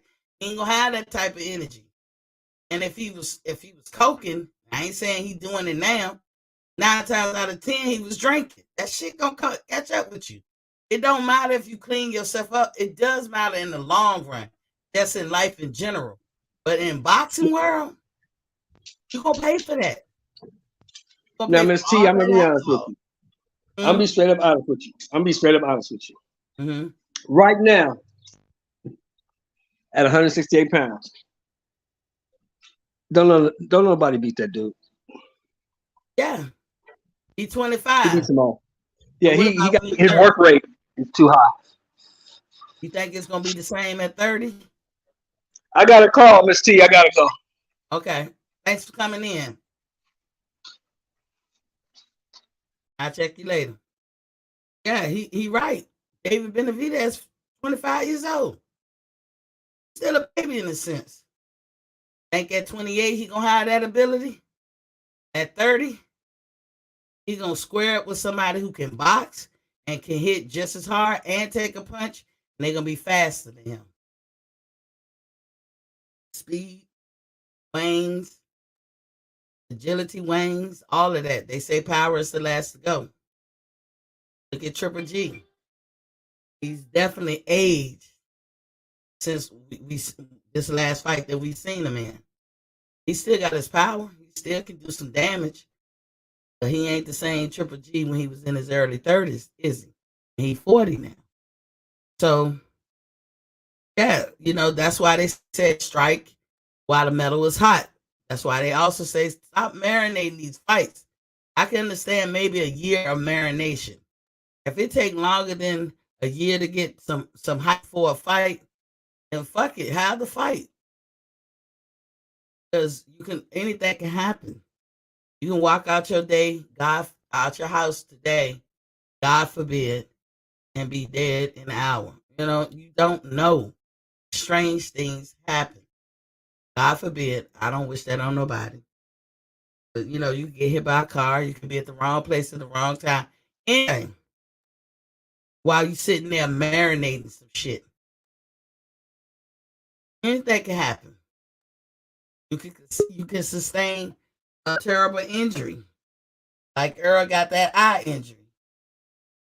Think he gonna be the same all the way? Y'all say he okay now. You don't think that's gonna come back and harm him? I'm back, Miss T. That was my dinner order. You be on that tip like me. Yeah. I used to order shit all the time. At first I thought it was crazy, but I said he used to order that shit. I'm like, who coming to my house to drop off? Yeah. Then I got caught up in it too. That DoorDash and shit.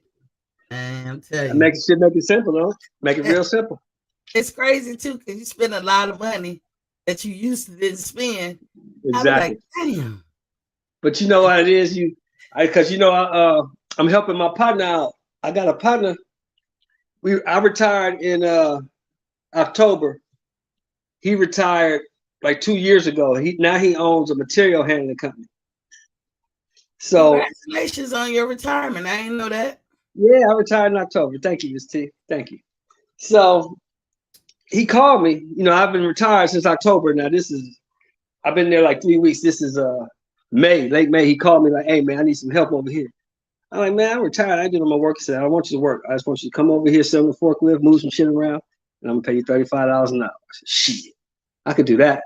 Because sitting around the house, you know what happens, right, Miss T? When you've been working for 20 some odd years, now all of a sudden you at home every day, all day.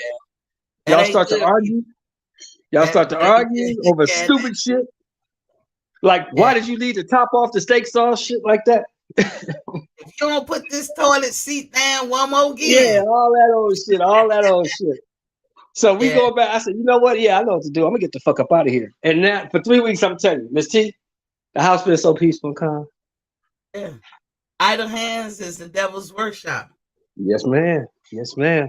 And then just living in general as you get older, you don't want to stop using your gifts that you got from God. Like you got your health, you got your eyes, you got your nose, you got your mouth, you got your hands, feet, whatever. You want to keep moving around. You want to use your brain as a muscle. You don't want to be idle, because that's how people slowly die. Especially that's what I was gonna say. A lot of people in this trade, a lot of people in my trade, they retire. They say after retirement they last 3 to 5 years and they pass on because they stop. You can't just stop. You got to keep doing something. The military was like that bad. Yeah. That's probably why they give you the free education and people transition into something else. It's one thing to do something all your life. Like I was an analyst and I had to stop because I couldn't turn the shit off. Right. You know what I'm saying? Right. And then I found myself analyzing people, and I was a good analyst, y'all. I can't tell y'all what I was doing, but I was good. I analyzed people and I analyzed other things. And that was what I did for a living. And I found myself, I still have it with me, but nowadays it has to be a red flag that come up, and I catch this red flag. Because you can't be an analyst if you can't catch a red flag. Not exactly. Anyway. And I catch and the cold thing is this. Here's something that's cold, right? You understand that people got to understand that when you've been to combat, right, you'll never ever experience that rush, that adrenaline rush, that high again, no matter what you do. And I think that's why you see a lot of vets turn to drugs, because they're looking for something to equal what they've been getting naturally for the last 2, 3, 4, 5 years. You know what I mean? Yeah, and sometimes when you're in a high pressure job, you got people lives in your hand, or just any kind of high pressure job, your Yeah. adrenaline be turned on. And the funny thing about the human body, you chronically have to go to your adrenaline resource. Yes. Sometimes that shit can turn on in your body and And never never turn off. turns off. Never And turns your off. body is a turn on, turn off type mechanism. And if it stays on, trust me, it's doing damage because it's not meant to be on for 24/7. That's how people get high blood pressure. You mute it. You mute it. Hey, can you hear me? You mute it. I said in the combat zone, that's exactly, you explained it exactly perfectly. You constantly on edge. You constantly on alert. You're constantly looking for something. You're constantly trying to figure out who's there, where's the threat? How do I eliminate it? You never turn it off because you can't. And you Because as wonder soon as why you you go to got sleep, diabetes. that's High when blood pressure. you die. Yep.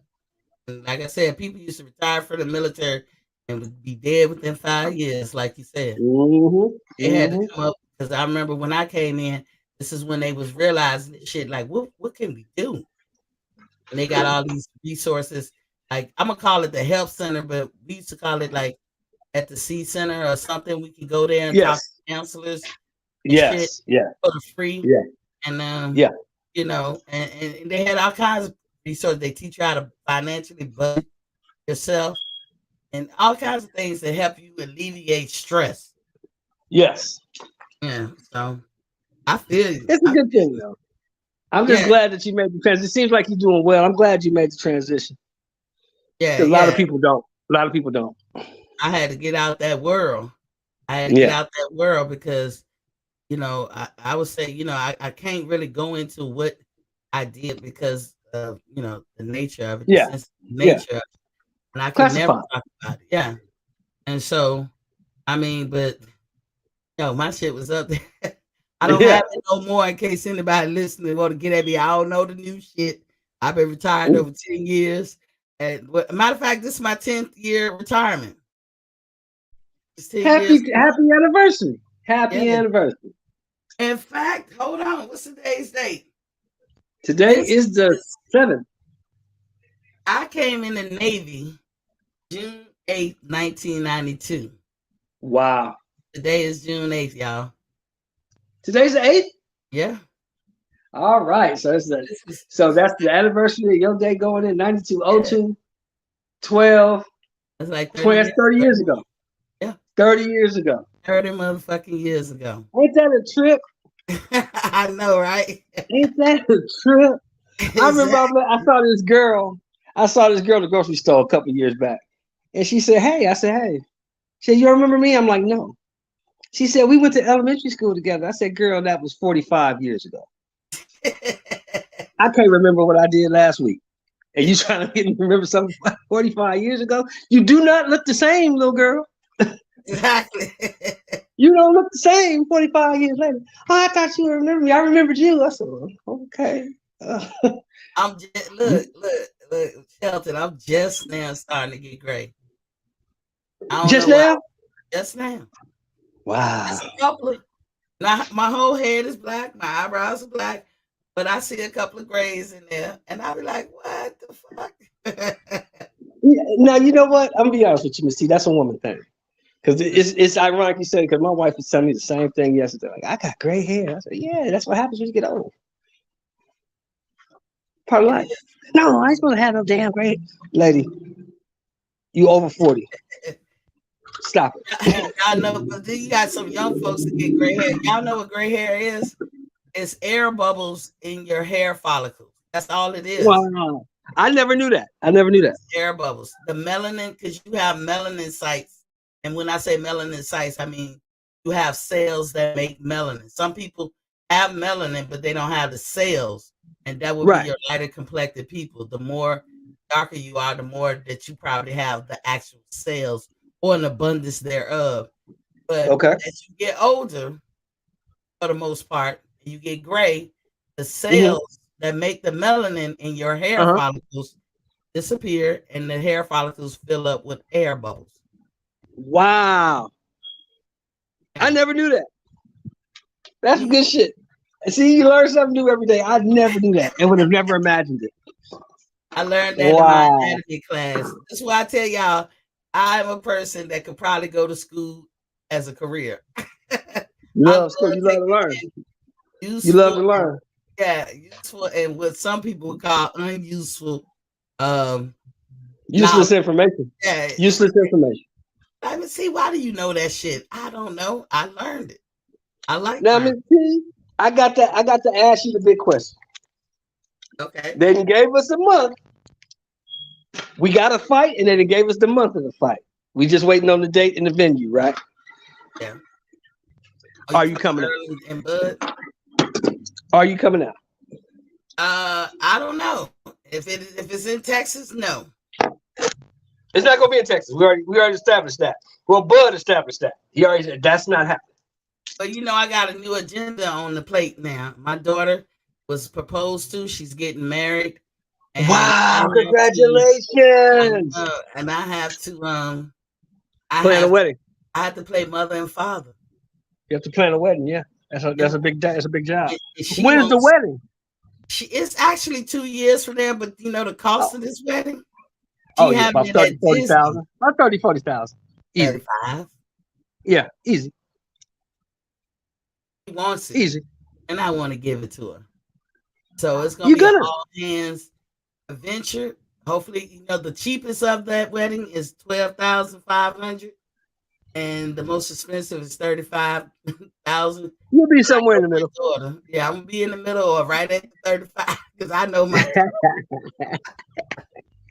she wants the Yeah. carriage. She wants the Cinderella carriage. She got Oh proposed Lord. at Oh Disney. Lord. At Disney, her boyfriend was listening in front of Cinderella's castle. Mm. They I young know you. adults, but they kids Have you at sat heart. down? I know you sat down with him. Hey, you going to kick in on this, man? Listen, I ain't talked to him yet, but he I would say he got money. His family Yeah. got money, so I can Yeah. see his mother participating or whatever. But I looked into it, and I think it's the father of the bride supposed to put that bill, but I can't rely on that. So I'm saying he won't do That's it. how it's I just supposed can't to go. rely on That's how it's supposed to go. she wants traditional in that sense, so I want to give it to her. They've been together since they were in high school. They're adults now, and I can say this: that boy loved my daughter. That's what make me love him. So I will be gaining a son-in-law, and I'm gonna have that talk that I guess the father's supposed to have when Yeah. prior to them asking for the hand or whatever. They didn't do it traditional like that. 'Cause they're not into all traditional stuff, but Right. in Right. this Right. way, she is a typical girl because girls grow up with fairy tales.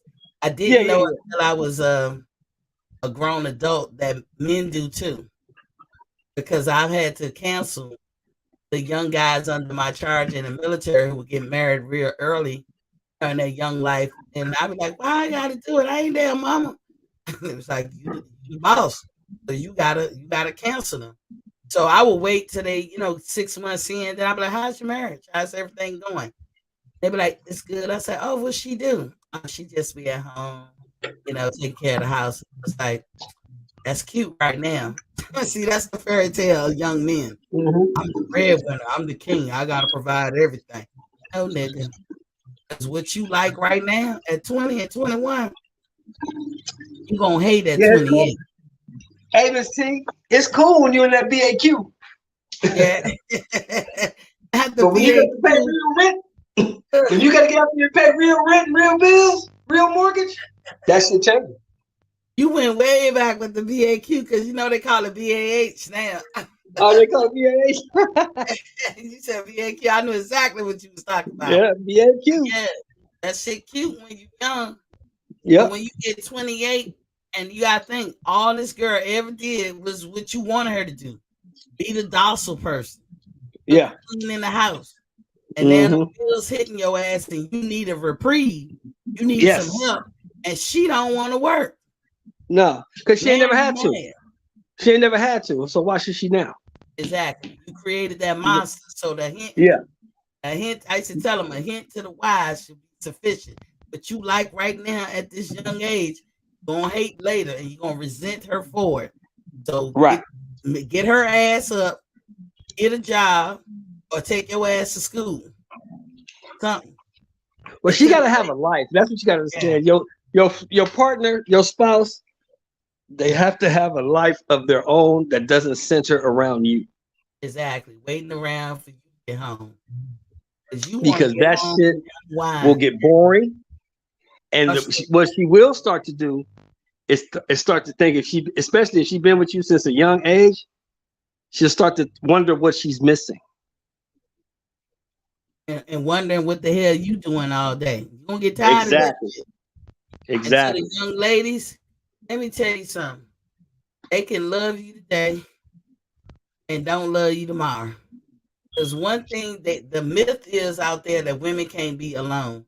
And it takes you to get older to realize this as a woman. It's really the opposite way around. Yeah, it Because is. women will hold out for who they say they want. Because we don't have the luxury y'all have to get up and start all over again. You Right. know, Right. we gotta pick right. We gotta Yeah. pick. That's why it's like men have the luxury to lean on some superficial shit more than women do. They have that luxury because they can pick right up, leave, go start a whole new family.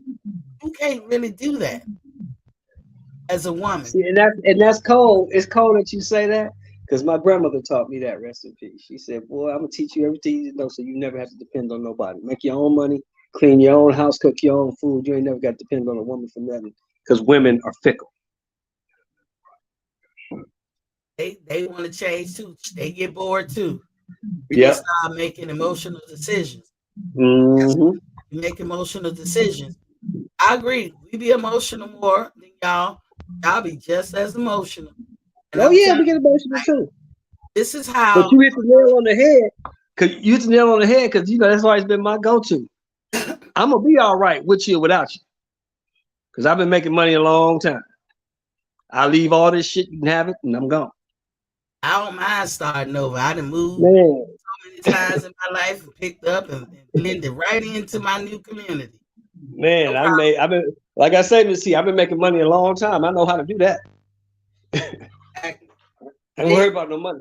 It's then they just, wonder, but the like, thing is, but the biggest thing is, if you ain't got nobody to share it with, it really ain't worth it. You can have all the goddamn money in the world. If you ain't got nobody to share it with, it ain't worth it. you know, as people age, period. And what happens with women, optimism die Mm-hmm. because they've been hurt or used and abused, and they just don't care and they don't believe. The reason why a lot of men can get away with what they get away with is because we have this optimism and we live on logic. We just hope for the best all the time, more to our detriment. But then when that shit die, and that shit will die after keep going through some shit, trauma and trauma. That's why when they say a woman fed up, ain't nothing you can do Yeah, about it. That shit is yeah, what happened. exactly. Optimism die. And then you wonder why a guy can be married 30, 40 years, work jobs to help him get through medical school or law school, and then he pick up and meet a secretary, and within a week he done with you. I got You a know why call. I that got a is? call, Miss C. I'll be back. Okay, all right, thanks for coming in. And then you wonder why he can pick up and do that. Is you know why he can do that? Because you wasn't the person he really wanted to be with. He just picked the lesser of the evil. He was just with you because he don't want to be alone. That's why that can happen. So that's exactly why those things like that happens. You know what I'm saying? Where it's easy for him to just trade you in for somebody else that he just barely know, and all the shit y'all been through. Women, we cannot populate a city alone. We cannot have a million babies. Some women make it look easy, but for the most part, the average woman can't do that. A man alone can populate a whole city. These are the advantages and disadvantages. And let's correlate that to boxing. Women live on a shelf life. We have a shelf life. We know we have a shelf life. First of all, what's the difference between older women and younger women? People like younger women better because of the youth, the skin, the looks of it all, right? Plus, it's beneficial to a woman to pop out her kids between 20 and 35. Because after 35, you get into a danger zone, period. When it comes to women, you're running into that Down syndrome, the early childbirth, the miscarriages. That's what you run into. So between the ages of 20 and 25, you better strike where the metal's hot. So somehow or another, you got to find your soulmate, get him, to be on the same page as you, as I want to be married and settle down. Whereas men don't have that rush in their life. They can have children for the rest of their life. God willing, nothing ever happens down there. They can have children forever. But men, let me let you know too. There's something about being an old man making babies too. Your kids can come out with problems. Down syndrome to be one of them. So, but still, a lot of times y'all can be old as fuck, pop out a healthy, brand new baby. Tony Randall, an actor that played in The Odd Couple, who's a famous actor. This man had his first child in his 90s. His 90s. What you gonna do at 90 something popping out kids? But that ought to show you he was never in a rush. He did it in his own time. Warren Beatty, who was a big asshole, in Hollywood, fine dude, fine white guy. A lot of women was throwing their pussy at him. Top notch women, top shelf women. And he was running through all the motherfuckers. Guess what? He didn't settle down till he got in his 50s. I wonder why. Because as I say, the things that we hop on and think is important when we young, y'all don't get to that point till y'all get older. And the way that y'all are, with the no optimism and no hope and all that stuff, just be like, whatever, the careless or casual notions y'all have about sentimental things or whatever, y'all don't start, when we get older, we start turning that way. And it's like, had no one time, if you go age for age, the women and men be on the same page. That's why we can't understand each other. But let me get off my soapbox with that. But in boxing, that's applicable too. Because we know that this is the type of sport that'll age you quickly. It'll age you quickly. Like you'll still be a young man. Like Sean Porter's retired. He's still a young man. He got his whole life to live. Being a father and everything, can roll around in the dirt with his sons and play football and just teach him how to throw a ball and when they do the baseball mitt, just throwing the ball with his kid. He can teach his sons a lot. But boxing, he probably feel like he aged because it takes a toll on your body, and then coupled with putting shit in your body you ain't supposed to, you're really gonna age quickly. Just because you stop and make a course correction, it don't mean the damage you did early won't catch back up with you. So what I was talking about with Sean Porter putting his weight on the scale, describing both of them. In the end, he sound like he's describing Spence as the better. That's just my opinion on it. I ain't mad at Sean. Sean is uniquely a person who can do that because he fought both of them. But I like to take their first words during the fight and after. Hey, what's up? What you got on it? Don't come here with that bullshit. What we chopping it up on? We still on Charlo? We was talking about, you can talk about Charlo if you want to. I went through Charlo and the fact that Usman don't want to fight him no more. And I was actually Who, Usman? Who's Usman that? wanted to fight Canelo, but I was actually interested in Canelo and Usman fighting. If Canelo is on the payday campaign and shit, that's You want to see him fight an MMA guy? Come on. Yeah, he deserves it at this point. I mean, yeah, for Usman deserves to have a big paycheck. Like, come on, bro. It's just gonna be like Usman is not a boxer. He's actually not that good of a striker at all. Like Usman was known as a terrible striker. He literally only thing he does now, he just has a better jab. Usman was known for ground and pound. It's just like if it was like a guy like Israel Adesanya, who's a very good striker, who's very good at pulling punches together, or that one dude at lightweight, I think is the best boxer in all of UFC. I forgot his name, but he's a phenomenal boxer. I think he could. I think he could probably beat like a guy who's a champion, But here's the like thing: or at least be competitive, but not Kamaru Usman.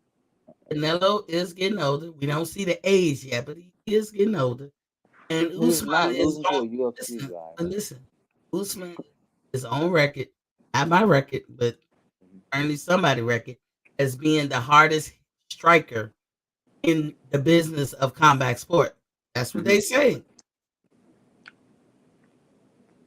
That might Nah, make I a heard. difference. I don't think he's the hardest hitter. I think it's Ngannou was listed as the hardest hitter. That's the other Might African. be him.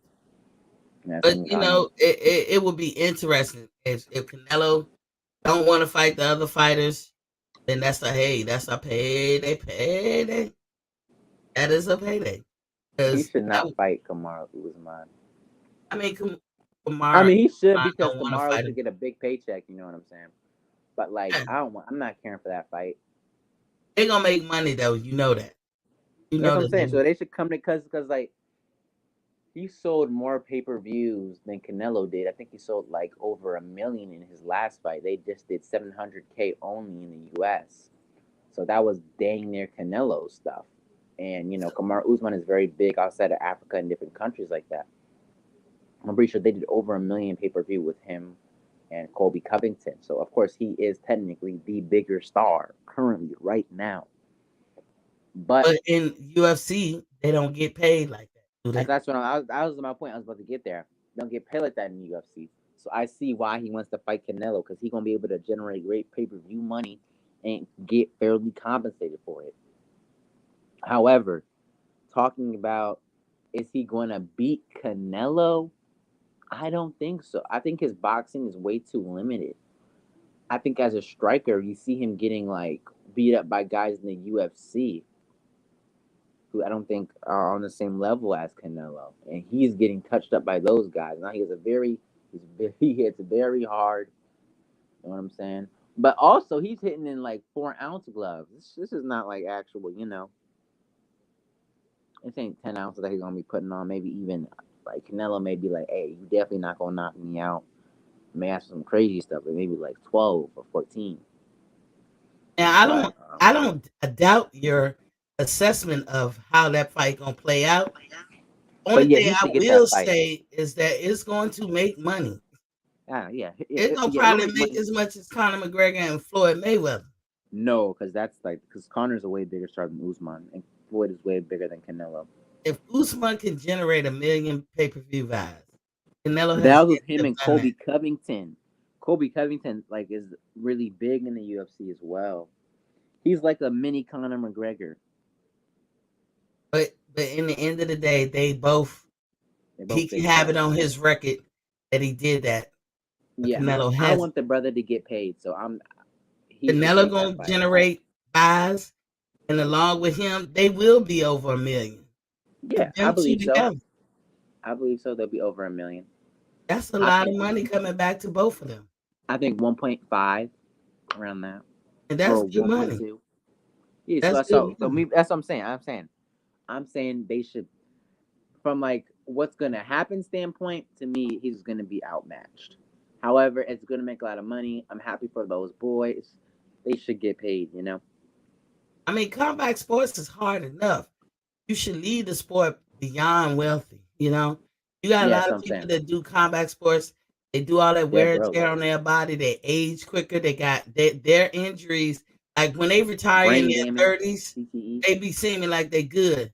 But I tell anybody, I don't care what you do in life. Wait till you get to your 40s and see how your body acts. So you thinking you got to take in consideration this combat sport that they've been engaged in for their young life. They gonna come into their 40s with some aches and pains.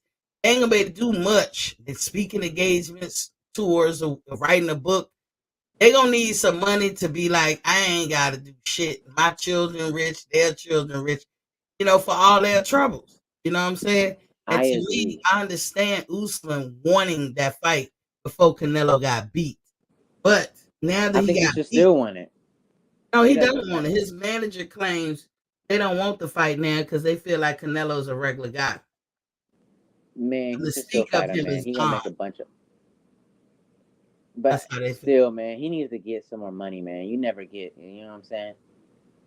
Because watch, after Canelo beats 40-year-old Triple G, his fanboys gonna start getting oiled up like them aerosexuals were after Errol beat Ugas. They're gonna get all oiled up, and they're gonna be like he walk on water again. You know what I'm saying? Yeah, but Canelo has done his bid for God and country. He's had a stellar career. He got an asterisk because y'all know how I feel about him. And because he got caught. Um, Yeah, but he did everything. He's a yeah. 4 division world champion, I think.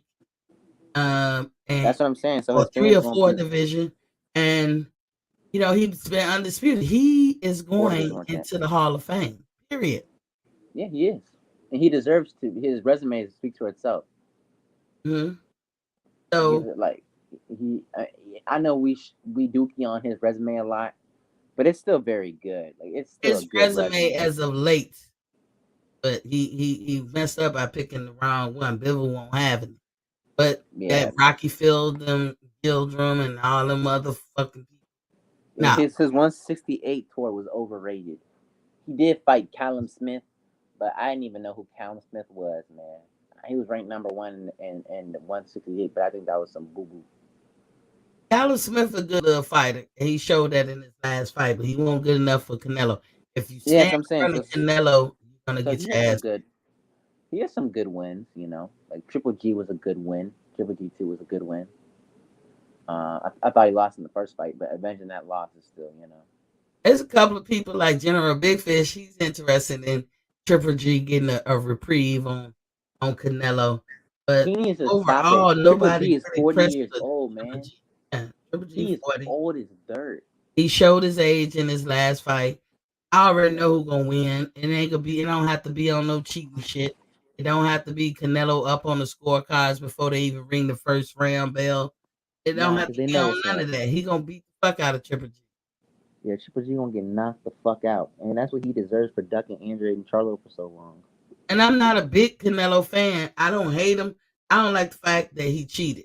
And I tell everybody, when it's already a hard enough sport where your life is on the line, you don't need to add that because then you make me feel like that you have a disregard for life, and I can't be friends or like nobody Canelo already that killed feels that someone. way because death is on the table at all times in combat Canelo sport. already killed a sparring partner before. Did he? Yeah, he did. Well, who? Why that's been quiet? Because I never heard that. It was back in Mexico. That's why he came to America. No, Was this it, recent? no, it was a long time ago. What you call it a Like a long time long ago? 10 years ago? year around before the Floyd Mayweather fight. Mm, So how long was Floyd Mayweather fight? How long ago was that? long time ago. Yeah, Like so it's been a long time. That's why he talking wasn't as big. I mean, 2008, 9 or something like that. yeah, was it 2010 or 2012? No, was 2014 was Pacquiao, right? 2015 was Pacquiao. So probably late 2012. Oh, you know what? It could have been 2014 to 13. It was a I while don't ago. remember. It was a while ago. So yeah, he did it a while ago. That's sad because Yeah, death is final. yeah. Final. No turning back, man. That's why we say you don't play boxing, you do it. But Yeah. according, let me move on to the next story. According to Michael Rosenthal, and I'm gonna start naming these article writers that I be referencing. Oh my Um, God, I just see that comment. He said Selecki is no slouch. Man, shut your. Selecki already lost to Andre and Danny Jacobs, bro. He is a slouch. Like, bro, they really trying to defend their little kitten Charlo, man. Don't get me started cooking on that little kitten, man. Saying look, kittens only, bro. according to Michael Rosenthal, Bud versus Spence are nearly finished wrapping things up for their pending fight. That's what he said. But Hmm. if you look at some of these YouTube clips, And even what Stephen Espinoza say, if you listen carefully to how Stephen Espinoza said it, he said a fight is 2/3 done. He gave you circumstantial evidence. He said they want the fight. That's one part of it. They talking. That's another part. That, That's what he but said. when it comes to the business of sitting down negotiating, he couldn't really say that with 100% accuracy. But I do believe they negotiating. But just talking, Me maybe. too. But That's what I I think. don't believe in this shit that there was a contract, and that was proven. I showed you guys a video when it was on May 29th. The video. Hey Earl, when is the fight? I don't know. Where it's gonna be? I don't know. But you sent the contract. So why would you tell the reporter who asked a point blank question? This is what I'm saying. Earl Spence talk in vague terms. We all, It bro. lets you Errol's. know that he didn't send no contract. Yeah, I mean, we all know Errol Spence is the most vaguest fighter ever, bro. He be trying to push stuff in like so vague terms, like just give it to me straight, bro. But to be honest, that's how Errol Spence fans like it, bro. They love the intrigue of him not saying anything, him saying something but not saying anything, because it makes them easier to spin narratives. Because it's like he's not saying this, but he's also not saying it. You get what I'm saying? Right. And so I mean I'm just saying what That's Michael why they love it. Rosenthal said in his article, and also ESPN cautioned the fans that nothing is not final. We're not in that stage. We're not in no final stage. They caution them. So a hint to the wise should be sufficient. I'm gonna move. I'm gonna come back to Earl and Bud in a minute. But Eddie Mm. Hearn, here he go again with that stuff. Eddie He's Hearn mad does that that Devin that, Haney that left him. thing that irked me. Whenever he got a fight, he always got to talk about another fight as if he kind of like downplaying that fight. Like, no, you shouldn't watch that fight. You should come over and watch my fight. And I akin this That's what shit he's to supposed to do, though. hold on, hold That's what on, he's supposed to hold do. on, hold on, hold on. Yeah, When go. I'm cooking, hold on. So I akin that to when Mm. you know how in this society, if you get married, say one day when you grow up and get married, you expect your I'm wife never to getting take your married. name. Well, when men get married, they expect their wife to take their last name, right? Okay. And there's fighters out there that that kind of remind me of that, and I'll tell you how that looks. So you got like people like Ryan Garcia who always talking about some other fighter using some man's name to spruce whatever he got going on by making empty promises of I'm gonna meet him, I want him bad, but let me get through this shit that I'm about to do right now. Yeah, you pretty much taking that man's last name. Why don't you go Um, ahead and get the hormone treatment and become a wife? Because you really is. And in this case, Ryan is fellas, already on that I treatment, would Miss T. say you are He's acting already like a girl, huh? he's already on that treatment. Who? Oh, Ryan Garcia, he Ryan. already on. He Queen Garcia. Queen Garcia, you need to go ahead and start doing the hormones so you can look more like a girl. I mean, you're a pretty boy, but He he pretty he a man. IG. I call You him an know, IG model. oh damn, you got people calling you an IG model out here, but you do. He You ain't want gonna to do. take If this Ryan man's Garcia touches last me, I'm name. gonna sue him. Like right I'm su- now, Ryan Garcia's last name, what he wants it to be, is Ryan Davis. I ain't saying Tank Davis wants him to have that name. Nothing about Tank. But Ryan Garcia wants to marry you, Tank. He want to and he take stay your talking about last name.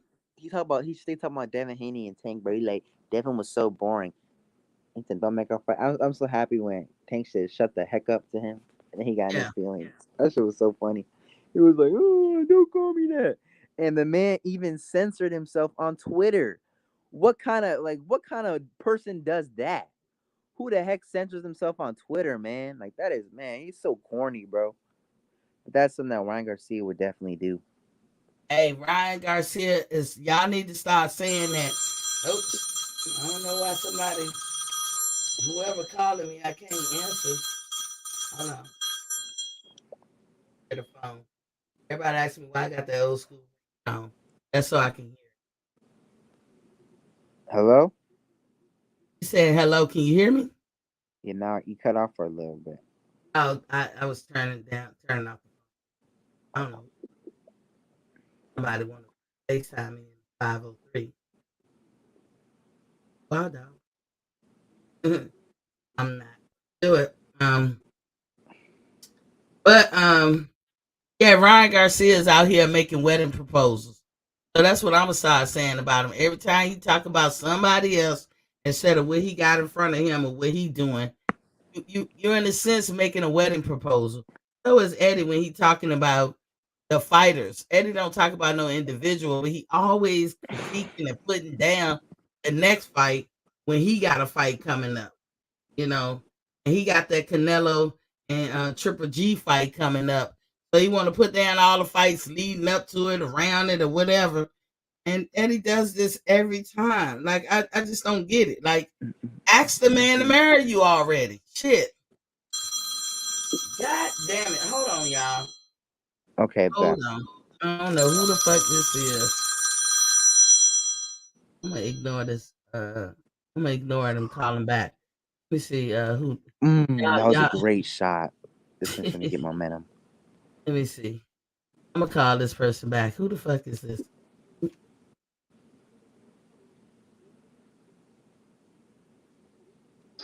Hello?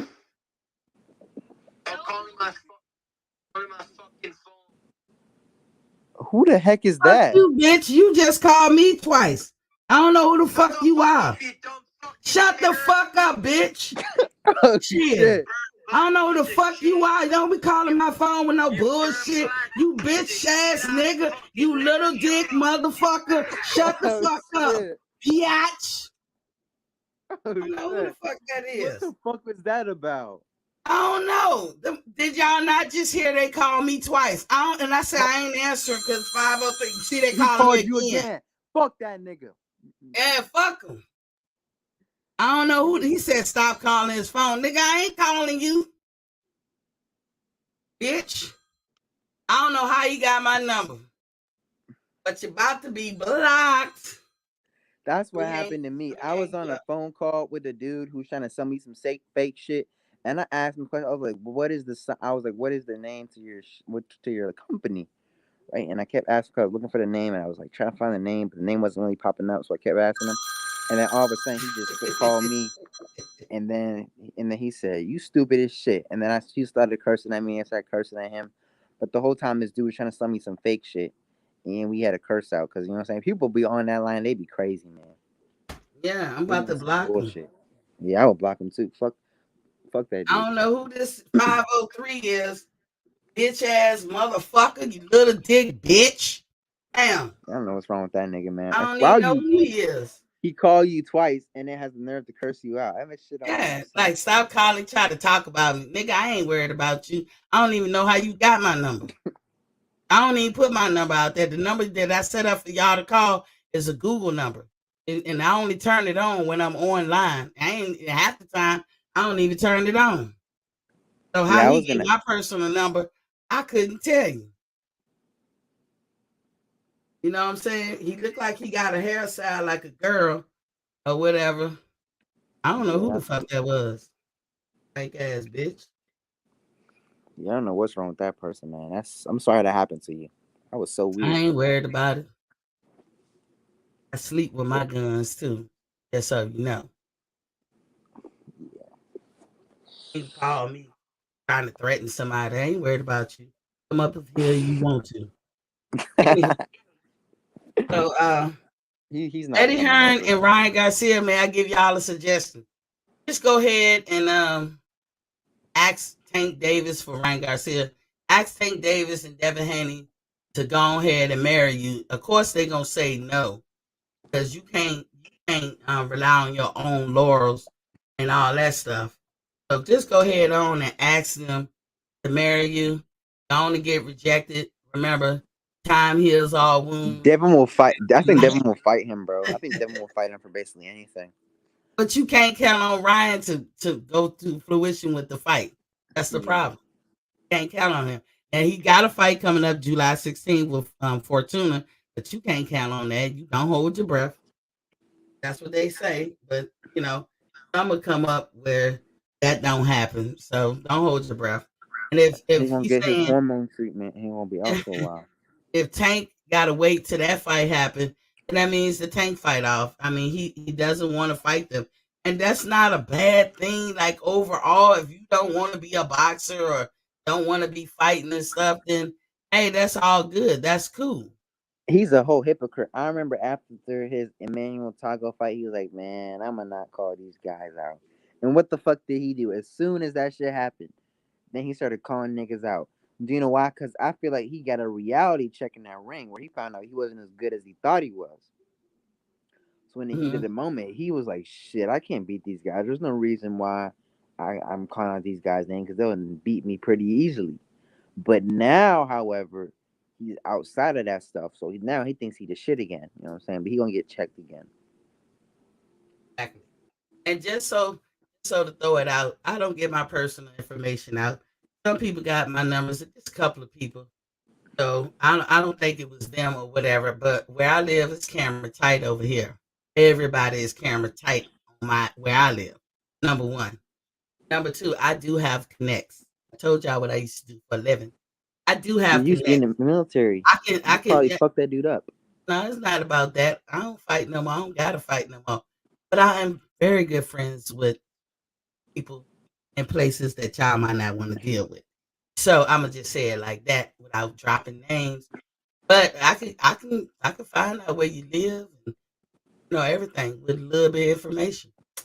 So Yeah, no, if you all have I his number, you can find exactly where he lives. oh It's not that yes, hard. oh yes, oh yes. I pay for the Not service. that, it's not that I hard. got something. I can put your number in.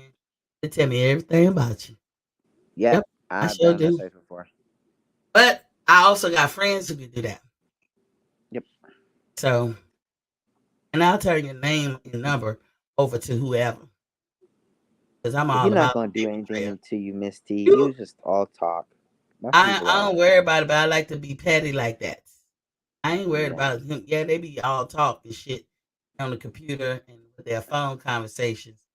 But I like to be petty. I take it up a notch. If Also, you don't want to fuck with some of them agencies, you better yeah, back the fuck up. I ain't even gonna yeah, play with you like yeah. I was hearing about Devin Haney stuff, man. I love Devin Haney, bro. But these channels, they be capping so hard, man. You got other channels talking about Devin Haney had more viewers than Bud Crawford, and you find out that he ain't do better numbers than Shakur in his last fight. And then like, is Devin Haney a star?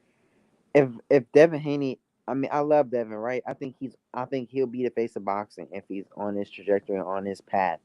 I think eventually he'll become like a face of boxing. I don't, because I think people will. You see now he has a bunch of haters. You know what I'm saying? Haters can take you as far as you know what I'm saying. Your own supporters. That sometimes you know Floyd was hated by many. So when you're hated, that means you're probably doing something right. When you're young, yeah, it doesn't register with you, but when you get older, you realize people they hate Jesus. They hated yeah, Jesus. So they yeah. That's gonna what mom hate you, said. you know? Yep. And that means you're doing something right.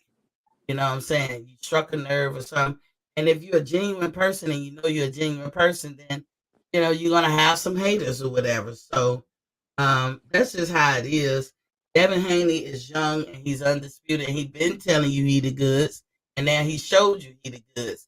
But we kind of all knew that Cambosos, you caught lightning in a bottle. And you fought TM. Yeah, I knew that too. Yeah, yeah, but I'm saying like these guys talking about he's a bigger star than Bud, or he's like this amazing superstar. He's not there yet. Now, will he become there someday? Heck yeah, in my opinion. Of course, he'll become that in one day. But Speaking right of that, now, I don't think he is that. let me put this up here.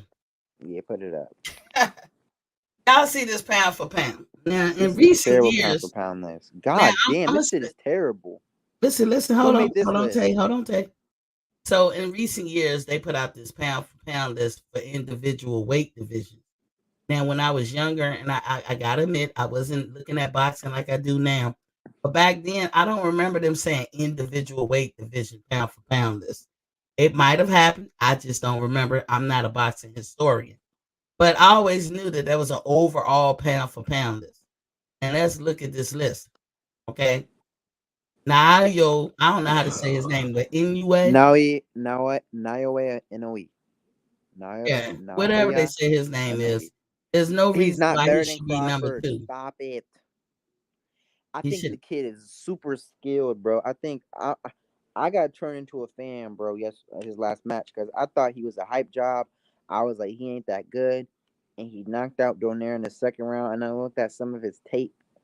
I was looking at some of his fights. I was watching boxing gems. I watched some other people like that. The kid is actually very skilled. Now, But is he he more ain't skilled than number two. freaking Crawford? He No. wants, but is he Should number he be two? third? Hell to the Second? no. He should not be second, bro. After He you should beat not. Donaire, a 40-year-old Donaire, and now you're second? No. He should be Right. like 5. Right. Now, don't get me wrong. I'm not knocking this dude at all. Me too. He's just I'm not not either, number bro. two. I don't know He's how not you number put 2. that there. You like the numbers, like where Errol Spence is and Canelo is. They could maybe move up. I don't know about Canelo And because you how was lost. Dimitri Bivol above Jermell, bro? Like, Jermell's undisputed, man. Exactly. But like first of all, for And me, Jermell, if they was in the same weight class, for I me, bet Jermell would probably knock his ass out, bro. for me, the two heavyweights gotta go. I don't put Yeah. heavyweights. That's my personal thing. If that's what you do, I ain't mad To at you. me, But to me, heavyweights ain't on a pound for pound. There's nowhere for them to go up. but they're gonna say Usyk is because Usyk moved up, so now he's a second division world champion. I could kind of see that, but to me, I feel like Usyk is gonna.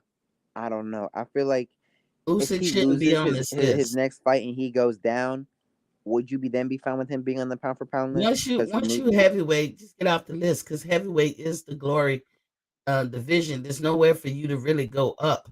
And you I make get a what point you're that saying. Usyk was cruiserweight once, and then he moved. Yeah. He moved. At least he did move up, and he dared Yeah. to be great. Like he got 3 belts, one more, and he's undisputed. So that'll be Yeah. back to back.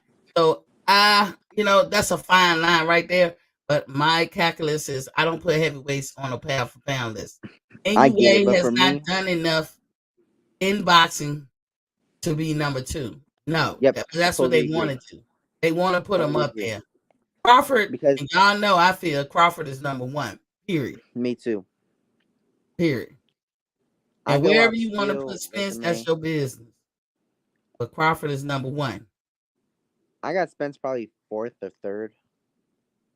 Now, even when Canelo was number one, until Canelo just took the loss, it was Bud and Canelo 1 and 2, respectfully. They switch off. Yeah, So now that Canelo lost, Bud take a drop. but they do this to Bud every single time. It Mhm. was Bud and Lomachenko. Then Lomachenko lost, and it's Bud and Canelo, and now they took Bud off again. And Yeah. shoot, I think it was Bud and Triple G for a little bit. I may be wrong, but then they took him off when Triple G lost. But these three asterisks besides Saul, Canelo Alvarez, and Tyson Fury, and Juan Estrada, that's because What they does got that mean? caught cheating. They got caught cheating. It's suspect. Oh, That'll okay, okay, always okay. follow them. They'll have an asterisk by their name. But they got through it. They served their time. And so they put him up there. If Canelo have never cheated, I would have put him on the list. But since he got He should be caught number. cheated, he can never go on no list that I put. Now here's a person that I believe with all my heart cheats, and that was Pacquiao. But Me Pacquiao never too. got I believe caught. he's a cheater too. He never got caught though. So That's so you can't say anything, bro. if he was still active, I will put him on the list because he never No, got caught. Pacquiao's not a pound for pound fighter anymore. No, because he had retired going for the presidency, but No, I'm I saying heard he's even coming like, back. bro, Pacquiao's washed. He's done. He may be, but he may come back because he can't be If he tries to president. fight Bud, I heard you say he wants to fight Bud. He don't get knocked down to outer space, bro. Bud not playing with cats at 147, bro. Everyone's getting knocked out. Mhm. First they was talking about, oh my god, Bud is only knocking out people that are bad. When he knocked out Jeff Horn, Jeff Horn wasn't that good. Even How though is Jeff we? Horn put up a better performance than Ugas did, bro. If Jeff Horn faced that same Pacquiao, he would have won as well. Jeff Horn beat a prime Pacquiao, bro, or I like to very see close one to day it. Earl Spence fight Jeff Horn because he muscles people in that fucking ring. He makes you You, uncomfortable. He one of them types. but you saw Bud. He was, you know what I'm saying. That's when Bud showed me he was strong, man. And people still talking about, oh, Bud is weak. He came up from 135. He is so small. He He's so And look, smart. What, Roman 35? Gonzalez, Chocolatito. How the fuck is he over Bivol or Charlo? I don't know. How? I'm Is fine with he him even being. champion? Is he champion again? I think so. He beat that. He beat that Canelo prodigy. He ain't undisputed. How he over Charlo? I said he shouldn't be over Charlo. Neither Juan or Gonzalez should be over Charlo. And Estrada Tyson Fury should neither. not be on this list. See, when you gather up your list of criterias, because I go from narrow to big, I say who undisputed and undefeated is the top two that you could be in boxing. And if you had your criteria list up and you put numbers beside it, those will get high marks. And then you just add up the number to see where people fall. Alexander Mhm. Usyk was undisputed. Terrence Crawford was undisputed. I don't think NUA was. No, I he has don't not know. been undisputed. He Okay. has three. He has three belts right now, but he's not undisputed. If you're gonna put Canelo Alvarez on there, he is undisputed. So how is Earl over that? That's Because pound they're pound. saying because Canelo has a bunch of losses, and I know there's only two. But man, he lost to Lara and he lost to Triple G in the first fight, and Well, he we just can came we after a say we bad say loss that where he got destroyed. but he got two He got losses. destroyed by Bivol, bro. He can't Have, be above Earl. having a loss do not preclude you from being on this list. But let's I kick the get what you're ballistics. saying, but like he's had very bad losses, and he's not avenging the Bivol loss. You think he's gonna avenge the Bivol loss? I don't. That remains to be seen. He not gonna fight Bivol, Miss T. And if he do fight Bivol, Bivol gonna be on all type of drugs, and they gonna Canelo's gonna be 10-0, bro. You know what I'm saying? He gonna get the first 10 rounds in the bag. They is not letting him get back to Bivol, bro. Even his fans don't even want him to fight Bivol because they know what's up. And y'all know Bill can But fight I also against I want to make anybody. another point. I heard another aerosexual complaining. Oh my God! Everyone hates on Arrow. Why is Bibble getting credit for beating Canelo when Canelo didn't get credit for beating Little Mikey Garcia? First off, what doesn't even make sense with that logic is because unlike Mikey Garcia, Canelo has fought at lightweight before. You know what I'm saying? And he Mm. was moving up two weight divisions. And y'all can't have revisionist history, bro. Beaver was a 7-1 underdog. Do you know how like high the odds are for 7-1? That's like a blowout. Like that's like big money favorite. So y'all Shout gotta out to the slow people down. who bet it on Bill. You know what I'm saying? I should have took that. I should have took that bet. I knew he was gonna win, but I thought he would get robbed on the scorecards. I should have. Man, 7-1 odds in boxing is great, bro. I mean, we fuck off $100 a month. I mean, a week. Most of us I do in don't. America. You can put $100 down. If he was 7-1 like that, you put $100 on Bevel to win. You'd have had a nice little come up. Yeah, I would have, but I didn't. I didn't bet at that time. I started betting now. Okay, I hear you. Because sometimes the I wish fights I will come would up, have though. I wish I and would have I bet. and, Man, and I'll seven say to something one. like, "If Woo-wee. there's a time to bet, damn." I would say things like that, and it's worth a chance. Again, I mean, $25, $50, we fuck that off in the night. So I mean, You get like $400 back, right, or something like that. yeah, you can get a nice little chunk of change, by betting the underdog and all that. But you can't continuously always bet underdog. You got to pick your battles wisely. Yep, But man. so you got three. You got Alexander Usyk, Terrence Crawford, I'm fine with that. Saul Canelo Alvarez, This is my list so and far. Jermall Charlo. These are your undisputed fighters that have either Mhm. one undisputed or are undisputed. Those should be your top four, Yeah, I mean, maybe, for me, and it's undefeated. Terrence Crawford, Alexander Usyk. I probably got Earl Sprints Jr. Then I probably got if I'm adding Canelo, I will put Canelo. I mean yeah, I'll put Canelo. Then I'll put Jermall Charlo. Then I'll put Naui Inoue. I'll probably put Shakur then. I'll put Devin Haney, and then I'll probably put Josh Taylor or I would Josh go. Taylor ahead of Devin I Haney. would go. I would go. Terrence Crawford #1, of course. Then I would go Canelo Alvarez. He has to go down further just because he took that heavy loss. Canelo has to go down. He could Canelo's be like up a at he four. could be up at number 3 or 4 or something. But Jermall Yeah, Charlo, I would put him in the top 5 me too. because I was he only gonna put got him one exactly at loss. 5. He got one loss, and Canelo got 2. I mean, if you got to put them up there, that's how I would do it. Alexander Usyk, like him, no problem with him. He a heavyweight. I wouldn't put him up on there. If Tyson Fury win or don't win, but he's retired now. That's what he said from real boxing. Then I will have him up there or whatever. So I mean, Yeah, I he don't can no know. longer. I don't put Tyson Fury there because he's a heavyweight, just like you said. Excuse me. I'll be burping But he's a like- heavyweight. I don't count Tyson Fury. But yeah, I think our lists are way better than theirs. But to each And his I own. put Inoue at like 6 or 7 because Inoue is a 3 division world champion, which I think is a good 3 divisions is like that's pretty good. Of course, that's in the lower weight classes, so they move in like Well, I couple will pounds. put him over Roman Gonzalez Yes, I'm saying I'll put him over those guys. and Dimitri Bivol Yeah, because put he him over has Devin 3 Haney, divisions too. as a champion. I'll put him over Devin because I think if him and Devin were to fight, I Oh think he'd probably. yeah. This must be an old list because where Devin at? Yeah, Devin need to be up on that list. Devin is on my list because he just became undisputed. So on this list, I'm gonna say 1, And so is 2, Shakur. 1, Now this 2, list has to be 3, recent because who the heck 4. put? Because Canelo. Oh yeah, maybe because Canelo does have 2 losses. So I don't know how recent or old it is. I was gonna say because I was gonna say it's recent because Canelo just lost. Then I forgot Devin Haney fought after Canelo. Well, Alexander Usyk, Tyson Fury, Juan Estrada, and Roman Gonzalez to me will have to come off the list. That's gonna Yeah, rearrange some stuff for everybody else.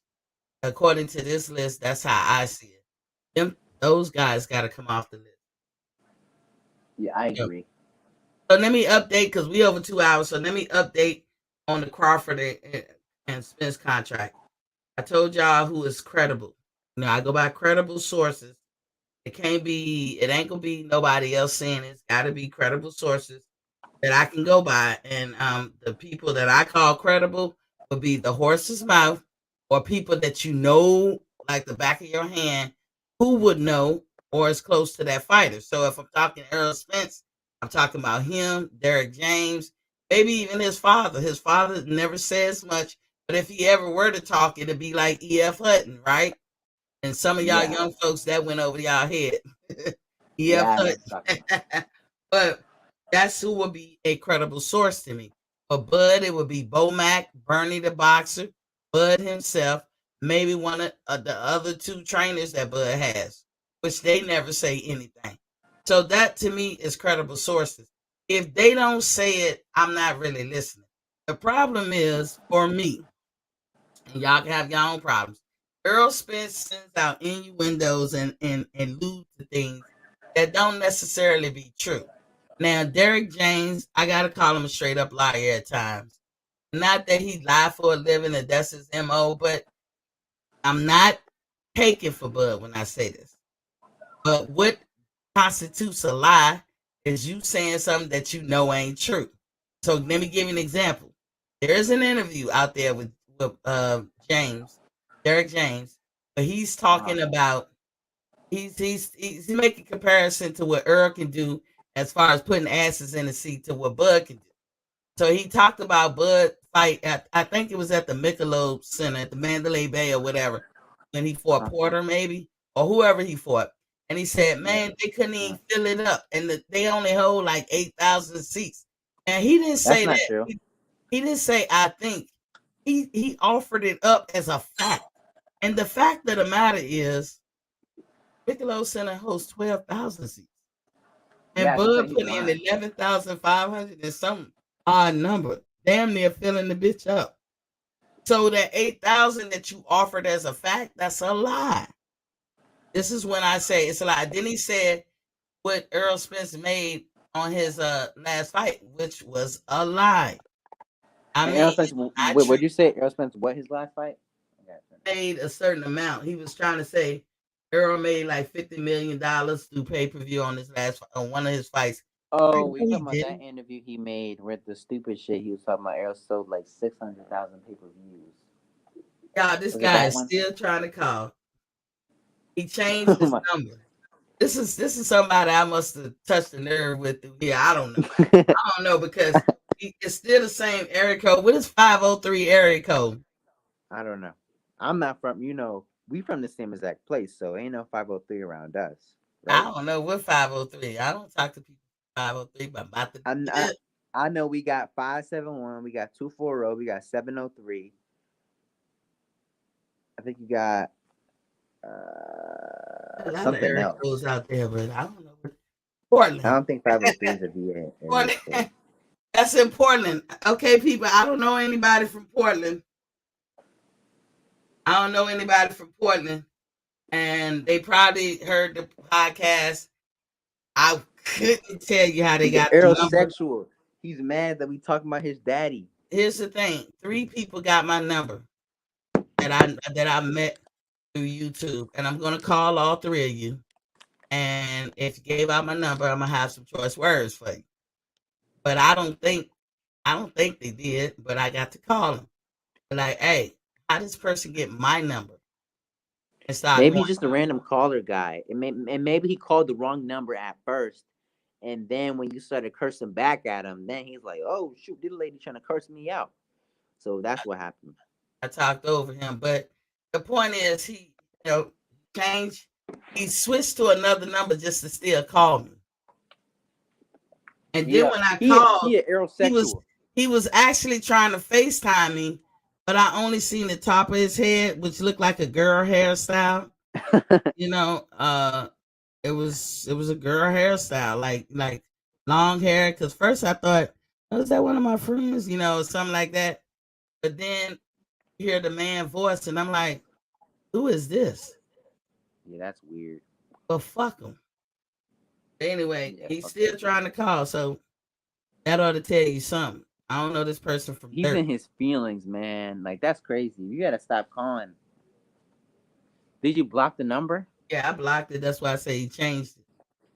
Oh, I'm gonna give y'all his number just for fucking with him. bet. Drop it. Y'all call him and fuck with him. And now I'm gonna put it in the chat too, but I'm gonna say it out loud. Now, put it in the chat. 503-979-5229. That's one number. And 503-498-1176. So I'm gonna Put type that in that. the chat. I'm gonna call Most him right def now. I'm gonna call him right now. I'm gonna most curse him out. definitely I can call I'm him. gonna change my number. I'm gonna do like one of those fake phone things. I'm gonna call him. I didn't even know you could do that shit. Yeah, you can. Yeah. That's my friends. We used to do. We would do prank calls. Technology. That's one number. Yeah, put that in the And then I'm chat. gonna give you his other number. So y'all call him up, hit him up for me. Get on his motherfucking nerves, because I don't know who the fuck this is. Bet. Oh, damn, I ain't put the dashes in. I want some shits and giggles, some fun. I'm gonna call this motherfucker up. Hit the dash. Bet. Let's see if he's gonna keep calling.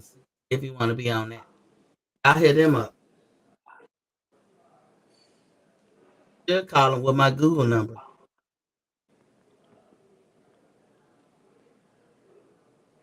And I'd be like, I'm trying to ignore the nigga, changing up numbers.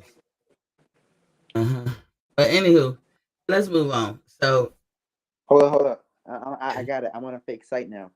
I'm gonna call him. I Bet. I'm gonna play it out loud. I'm gonna curse his bitch ass out. First I'm gonna talk to the Indian man.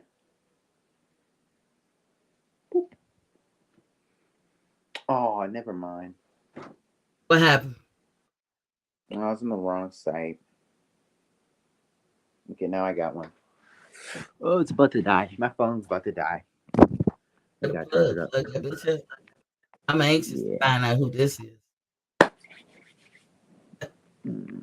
I think I just downloaded the app. I'm saying this dude act like he know me too, because I'm like, how you get my number?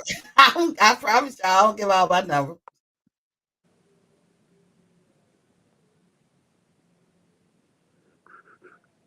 Okay, getting the verifying code.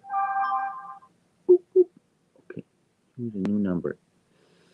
Which number should I choose? I'll just Choose the make a first. random number. Yeah, you can choose the last one, 503-979-5229, because No, that no, was no, the no, thing. no, no, no. I'm talking about for my fake phone number. What number should I choose? Like, let's try 679. Is that a number? No. Area code. Just do a Yeah, I'm thinking area area code code. that you know. I don't know. I don't want an area code that I know. I want a fake one. It's no, you Maybe can't you try. can't make a call with a fake area code. Can you? No, no, no, no, no. Yeah. So they're gonna put like an area code in, but it's not gonna be Oh, my own. Do you know any New York area codes? uh, 73. I don't know. They got weird. Seven They got four weird area zero. Maybe code. that's one. Okay, bet. I don't know. Now I have a number. I have a fake number. I Now I'm gonna call this dude. I didn't even know y'all could do that. Yeah, That's you fun. could do it. That's fun. Okay. Yeah, we'll do that later. That's Uh,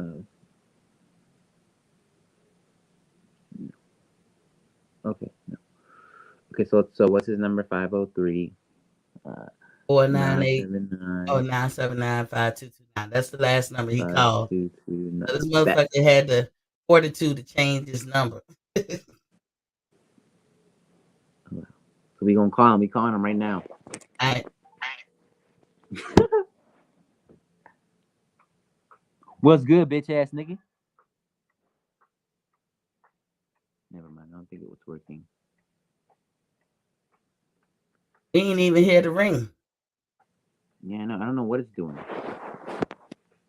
Try the first number, I'm getting 503. Michael Jackson music. Did these motherfuckers try to scam me? 503. 503 is a real area code, Portland.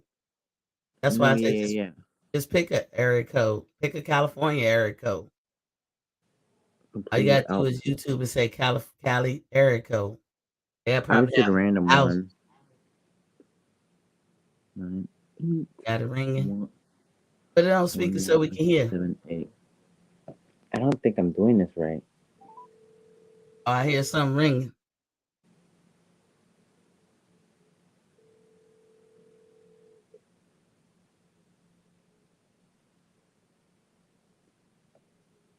He may not respond to me. Hey, try 808.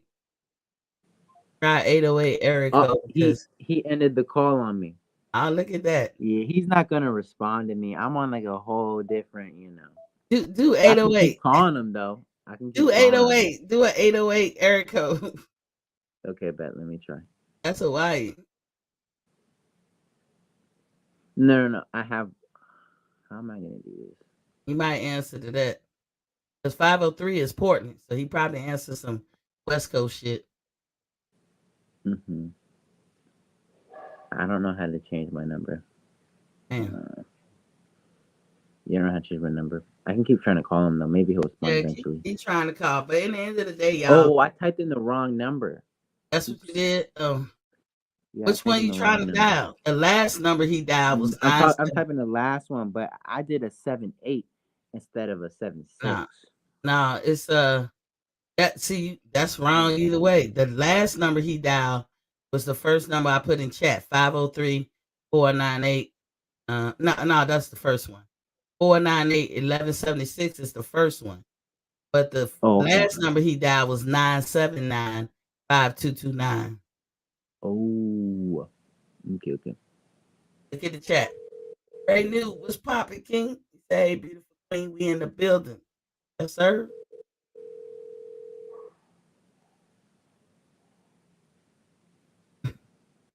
We prank calling y'all.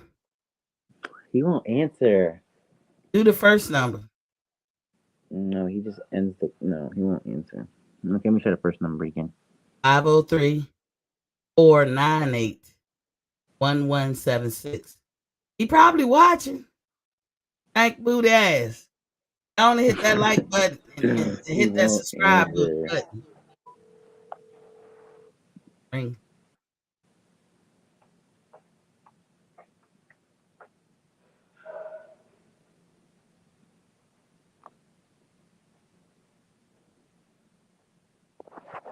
No, he won't answer. A straight biatch. You hear No, that? I know sir. you listening. You a bitch. You a bitch. For real, you a Mitch. I don't know what He, I said that pissed in your Cheerios. You know what I'm saying? But you try to be incognito. But I do want to know how you get my number. Because apparently you know of me. So somebody gave you my number. I'm telling you, it's 3 people that got my number. So if somebody gave out my number, I'm gonna be pissed. I'm telling you right now. Highly pissed. mm-hmm. Because I just don't give out my numbers easy. No. See, like he said, you keep calling me. That's what this thing was. I'm like, I ain't called you once. I might make 3 calls per day on my phone all day, every day. And one is to my mama, and the other is to my child. And the other one could be if I need to take it like a doctor's appointment, or I don't even make calls like that, but I get calls and I be on the phone. But the people who know my number, I've known for, except the 3 that I gave out here in these weeks, I've known the people who got my number over a decade. So this keep calling me shit. There's some bullshit right there. I said some shit you ain't like, so fuck you. I ain't taking it back. Anywho, They said Google Voice is a good app. I may try to use that. Do you use yeah, that Google I Voice? got it. I got a Google Voice. Hold on, let me see. And that nigga got me heated. For real, I ain't even gonna lie. I can't. I'm trying to Okay, do I mine. can He bring won't up respond. my Google phone. See if he I don't gonna. know. Back in the day, it was like they had a type of number. It was like 778, and then pound, and then it was like a fake phone number. 3. Let me test to make sure y'all can hear it. Hold on. I'm gonna hit this test. Can y'all hear this ring? Yeah, I can hear it. Okay, y'all should hear the. Oh, what was it? 498 1176. Here we go. I listen. He's not gonna respond, Miss T. He a bitch. This ring. Y'all hear the ring? Yeah, we hear the ring. I don't know how to do this. My friend used to know how to do it, but I don't. He's not gonna respond anymore. We've been blowing him up. And this, my friends, is what I will tell. Sorry. Well, I should have listened to what is the Google subscriber or something. Let me call that number again. Hold on. 503. Because I'm gonna tell y'all my assessment as an analyst. And he didn't put up the red flag. I'm gonna tell y'all what it means. Y'all hear the ring?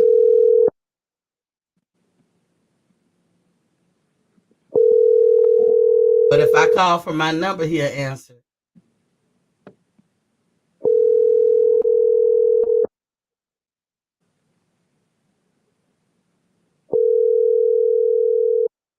Hello? Hello, did somebody just call me from this number? No. They called my phone number, cursing me out, telling me I keep calling them. It was a dude. That's not me. Let me What's that? check. He Hold must be on. using a fake phone number. Yeah. Hold on. But how is it fake? Cause she just answered, and then she Maybe hung he's using up. some. Maybe he's using someone else's real number. Yeah, You know what I'm saying? Maybe he's typing like maybe he's doing the same thing I'm doing, where we're putting in fake numbers. What he does, a kid probably playing on the phone. But that didn't sound like a kid. That didn't. Y'all tell me, did that sound like a kid? That didn't sound like a No, kid to but you know what me. I'm saying? Sometimes grown adults are act like children. Shit, You know what I'm saying? I got the right number. We'll call the other number. 979-522. I don't think he's gonna respond, Miss T. He might not. It's worth a try. We say we try. That was so weird. I had the same exact thing when I called him too. This I had this that thing same right here. music. Yeah. I was playing Michael Jackson music, like I think Smooth Criminal, right? I told you when the FaceTime was coming, I thought I saw a girl, but it was just the top of her head. Like, the hairstyle dictated that it was a girl, but I heard a dude speaking. Yeah, he's I not want gonna to. respond. He's using fake numbers. That's a fake number, Miss T. So you know what it is, y'all. This is my final analysis on this day, or this is my assessment. This person is watching, so he hear us saying we're gonna call them. That's why they know not to answer. So you watch in the background, you do reckless eyeballing, don't like what I'm saying, so you have an issue. He's an aerosexual. And They if got you so if mad you they got an called me. issue, you can come on the show at any time and speak your piece. But the minute you start getting disrespectful, that's gonna make me get disrespectful. I respect everybody until they don't respect me. So if you That's ready to it. call names, I can call your bitch ass a name too. I just called you back. You ain't answer. He's Now an my one aerosexual. and only question is how the fuck you get my number? Are you brave enough to say that? Bitch ass nigga. He's an aerosexual. They ain't got no heart. The only the dick and balls they sacrifice that shit for arrow. They don't got none. They on all fours mastering they daddy arrow. I'm Hey saying them y'all, Texas niggas be corny.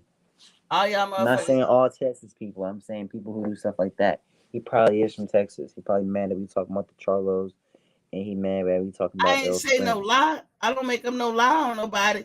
Y'all hit that They like don't. button and You subscribe. Y'all disrespect lucky. you criticizing Errol Spence is disrespecting him. You know what I'm saying? That's how emotional they is. They're like little, like, you know what I'm saying, like little kids. You know what I'm saying? I'm Like supposed they to just act like I don't too see the truth. emotional. I'm supposed to act like Yes, I don't speak. I the don't make Errol up shit Spence on fans, Earl it's at a all. cult. I don't make up The, nothing on Earl. I think the last time I was here, okay, when I was talking about that old video clip, that got on that dude nerves too. That one dude that did, at least he called in, but he was maybe he heated. caught. Yeah, that's what Errol Spence fans get. They so emotional, And but then they'll sit around and he was like, yeah. I'm reaching. How am I reaching? My question was, did Earl Spence know how PBC felt about Bud? I've had that question since Tim Smith came out. Well, that old interview tells me, hell yeah, he knew. How is that a reach? You It's just, by aerosexual. being vague, Earl, you went to an answer where you just try to explain your relationship or rapport with Al Heyman. And once you explained it, I'm supposed to act like I didn't hear it. I'm supposed to act like you didn't say that. You say I sit down. We talk with over my career, who to fight, pretty much where to go, how much money. You talk about everything. And I asked the question when Tim Smith said how they always felt about Bud. They have no intentions of giving Bud a fight ever. Did Earl Spence know? But hell, if you sitting down with Al Heyman, Tim Smith speaks for Al Heyman. And then you got the Floyd video out 4 years ago when he said, we don't want that fight right now. We gonna let it stall and marinate.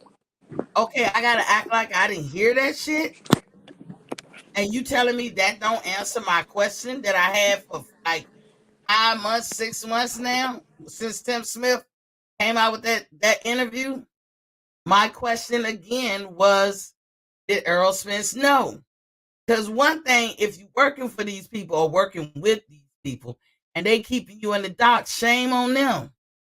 And Earl should be pissed and be at their motherfucking neck because he ran here talking to his fan like, yeah, I'm going to go. I'm ready to go. I'm going to do this. This is my plan. You got him out here looking stupid.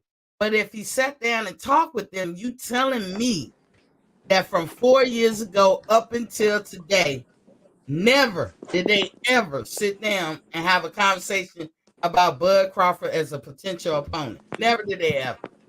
Errol Spence reminds me of that dude when you're about to fight and he like hold me back, but he ain't really trying to scrap. You know what I'm talking about? That's what Errol Spence is. I hit that He a like big button. dog. He that little pup that be barking behind the fence, knowing that no one can get to him. That's what Errol Spence is. Even y'all hating These ass Errol niggas, Spence was in their feelings. even y'all hating ass niggas, hit the like button and subscribe button. Come on. If you Yeah. want to get in Peace here out. and say I'm about to something, head out, Miss T. I give you a chance to have the floor. You don't have to put spin. You don't have like that dude was yelling like I wasn't gonna give him an opportunity to say his piece in a peaceful way. You don't have to yell. You don't have to hurry up and get something out. So you can because I don't like spin talk. I don't like propaganda talk. I want you to talk in plain language and just get out everything and thoroughly break it down. I'm into the breakdown. So if you can break it down and make it sound logical, you know, there's some people say something like PGH come in here all the time and say, they'll say something like, Bud holding up the fight, just make the fight. He do a repeat. What do? I laugh. I say, I hear you, King. I don't get mad at PGH. That's my boy. That's my dog Yeah. right there. That's my king. I don't get mad at that. I don't get mad because you have a difference of opinion than me, but that don't Me mean neither. I'll agree. Hmm? Me too. I feel the same exact way. I was in the Errol Spence chat and they like Bud gonna get stopped. Bud gonna lose. He can't. He's he's flat footed now. You know he's this. He's that. I don't get upset with them. You know what I'm saying? We may disagree, but we still cool at the end of the day. Yeah, You know we what I'm saying? folks. Yeah, but you know what I'm Black, saying? He's white, yellow, aerosexual. purple. I don't care. Yeah, what That's what sex happens when you you're in. talking with an aerosexual. They get in their feelings. They get emotional. They Yeah, I get don't they get hot. They get hot and bothered. like that Sometimes they dude get hot was. and bothered. But he cleaned it up at the end. So, oh boy, if you listening today, you can always come back. Because you was like, thanks for having me, da da da da. And I even apologized when I came to you, like, nigga, what the fuck, you know? Because I get tired when people have shown you proof and y'all still act like that's not the way, that's not the truth. I be like, what more can a person say? What more can they do when they show you, you know, what's good? But anywho, we try to call you back. I'm gonna ask a favor of all of y'all. Blow these two numbers up that I got in the chat. Blow it up all day, every day. Beehive the fuck out of them if you can. Just in your spare time when you're thinking about it, take them two numbers down. 503-498-1176. That's the first number. Somebody answered that just now, and it was a girl. She said, "No, I ain't calling." She hung up real quick. Don't let nobody play with your phone, little girl. Don't let nobody play with your phone and shit. If you got something to say, be woman enough to come on and say what you say. And then, you know, we'll listen. You ain't got to agree with me. But if I ain't disrespecting you, don't come in here disrespecting me. Because then you're going to get a whole nother side of me. And it ain't even worth it. You don't have to go there. I will give you ample time to speak your piece. You don't have to put it in spin. You ain't got to hurry up. You ain't got to worry about getting interrupted. I'm going to let you speak your piece. Period. And it don't have to go with what I'm saying. You don't have to agree to me. The other number is 503-979-5229. Y'all do me a favor, blow them shits up. Do it forever. As a matter of fact, I'm gonna take a picture of the shit because we gonna constantly harass your motherfucking ass. You know, since you want to come in my shit. And if I find out that somebody gave my number out to somebody, I tell you right now, I'm gonna be pissed. Because that won't call for neither. And I can promise you, everybody who got my number, I haven't done anything personal to any of you to give out my number. But if you gave out my number, did that, you know, I'll just block you or whatever. But you know, cut the shit, you know, because you called from this one number and I blocked that number and you changed the number and called from another number. Portland, if you watching or whatever. I don't know where you from, to be honest. I didn't even know you can make up fake numbers and call people. See I tell you, I out of touch with technology on certain things that I am. So anywho, yeah, they rain on my parade tonight. I don't like that shit. That's why I came out of character. I can't say I'm sorry because I get like that. Oh, I can be nice and nasty. Bring the bitch out of me. He's a coming. He is definitely coming. So that was highly uncalled for. But anywho, thank y'all for watching. I probably wasn't gonna even be on here that long. I got to talking about YouTubers and shows, binge watch. Remember, NCIS Blacklist, Black Jesus. Black Jesus is the funniest TV show that I've seen. I put that above everything. And I was skeptical about watching that show because again, I'm a Christian and I ain't telling you gotta be. But I'm not gonna watch nothing that's kind of like out of order with Christianity. And just by the intro and the promos that they had showing that show, because I didn't watch it when it was on TV. It's something I watched by watching through one of my subscriptions, and when I tell you, I never laughed so fucking hard. That's a funny ass show. It's not what you think. And in the end of the day, it's not offensive to Christians. It's actually keeping within the tradition of Christianity. And I was like, oh, okay. But anyway, thank you guys for watching. Remember, when you know better, you do better. If I type this thing in here, I always type in here lately. Thanks. Watching and listening.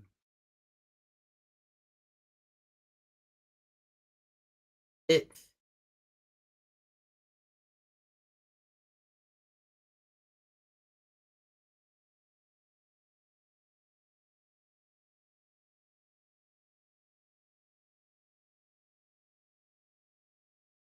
haven't already.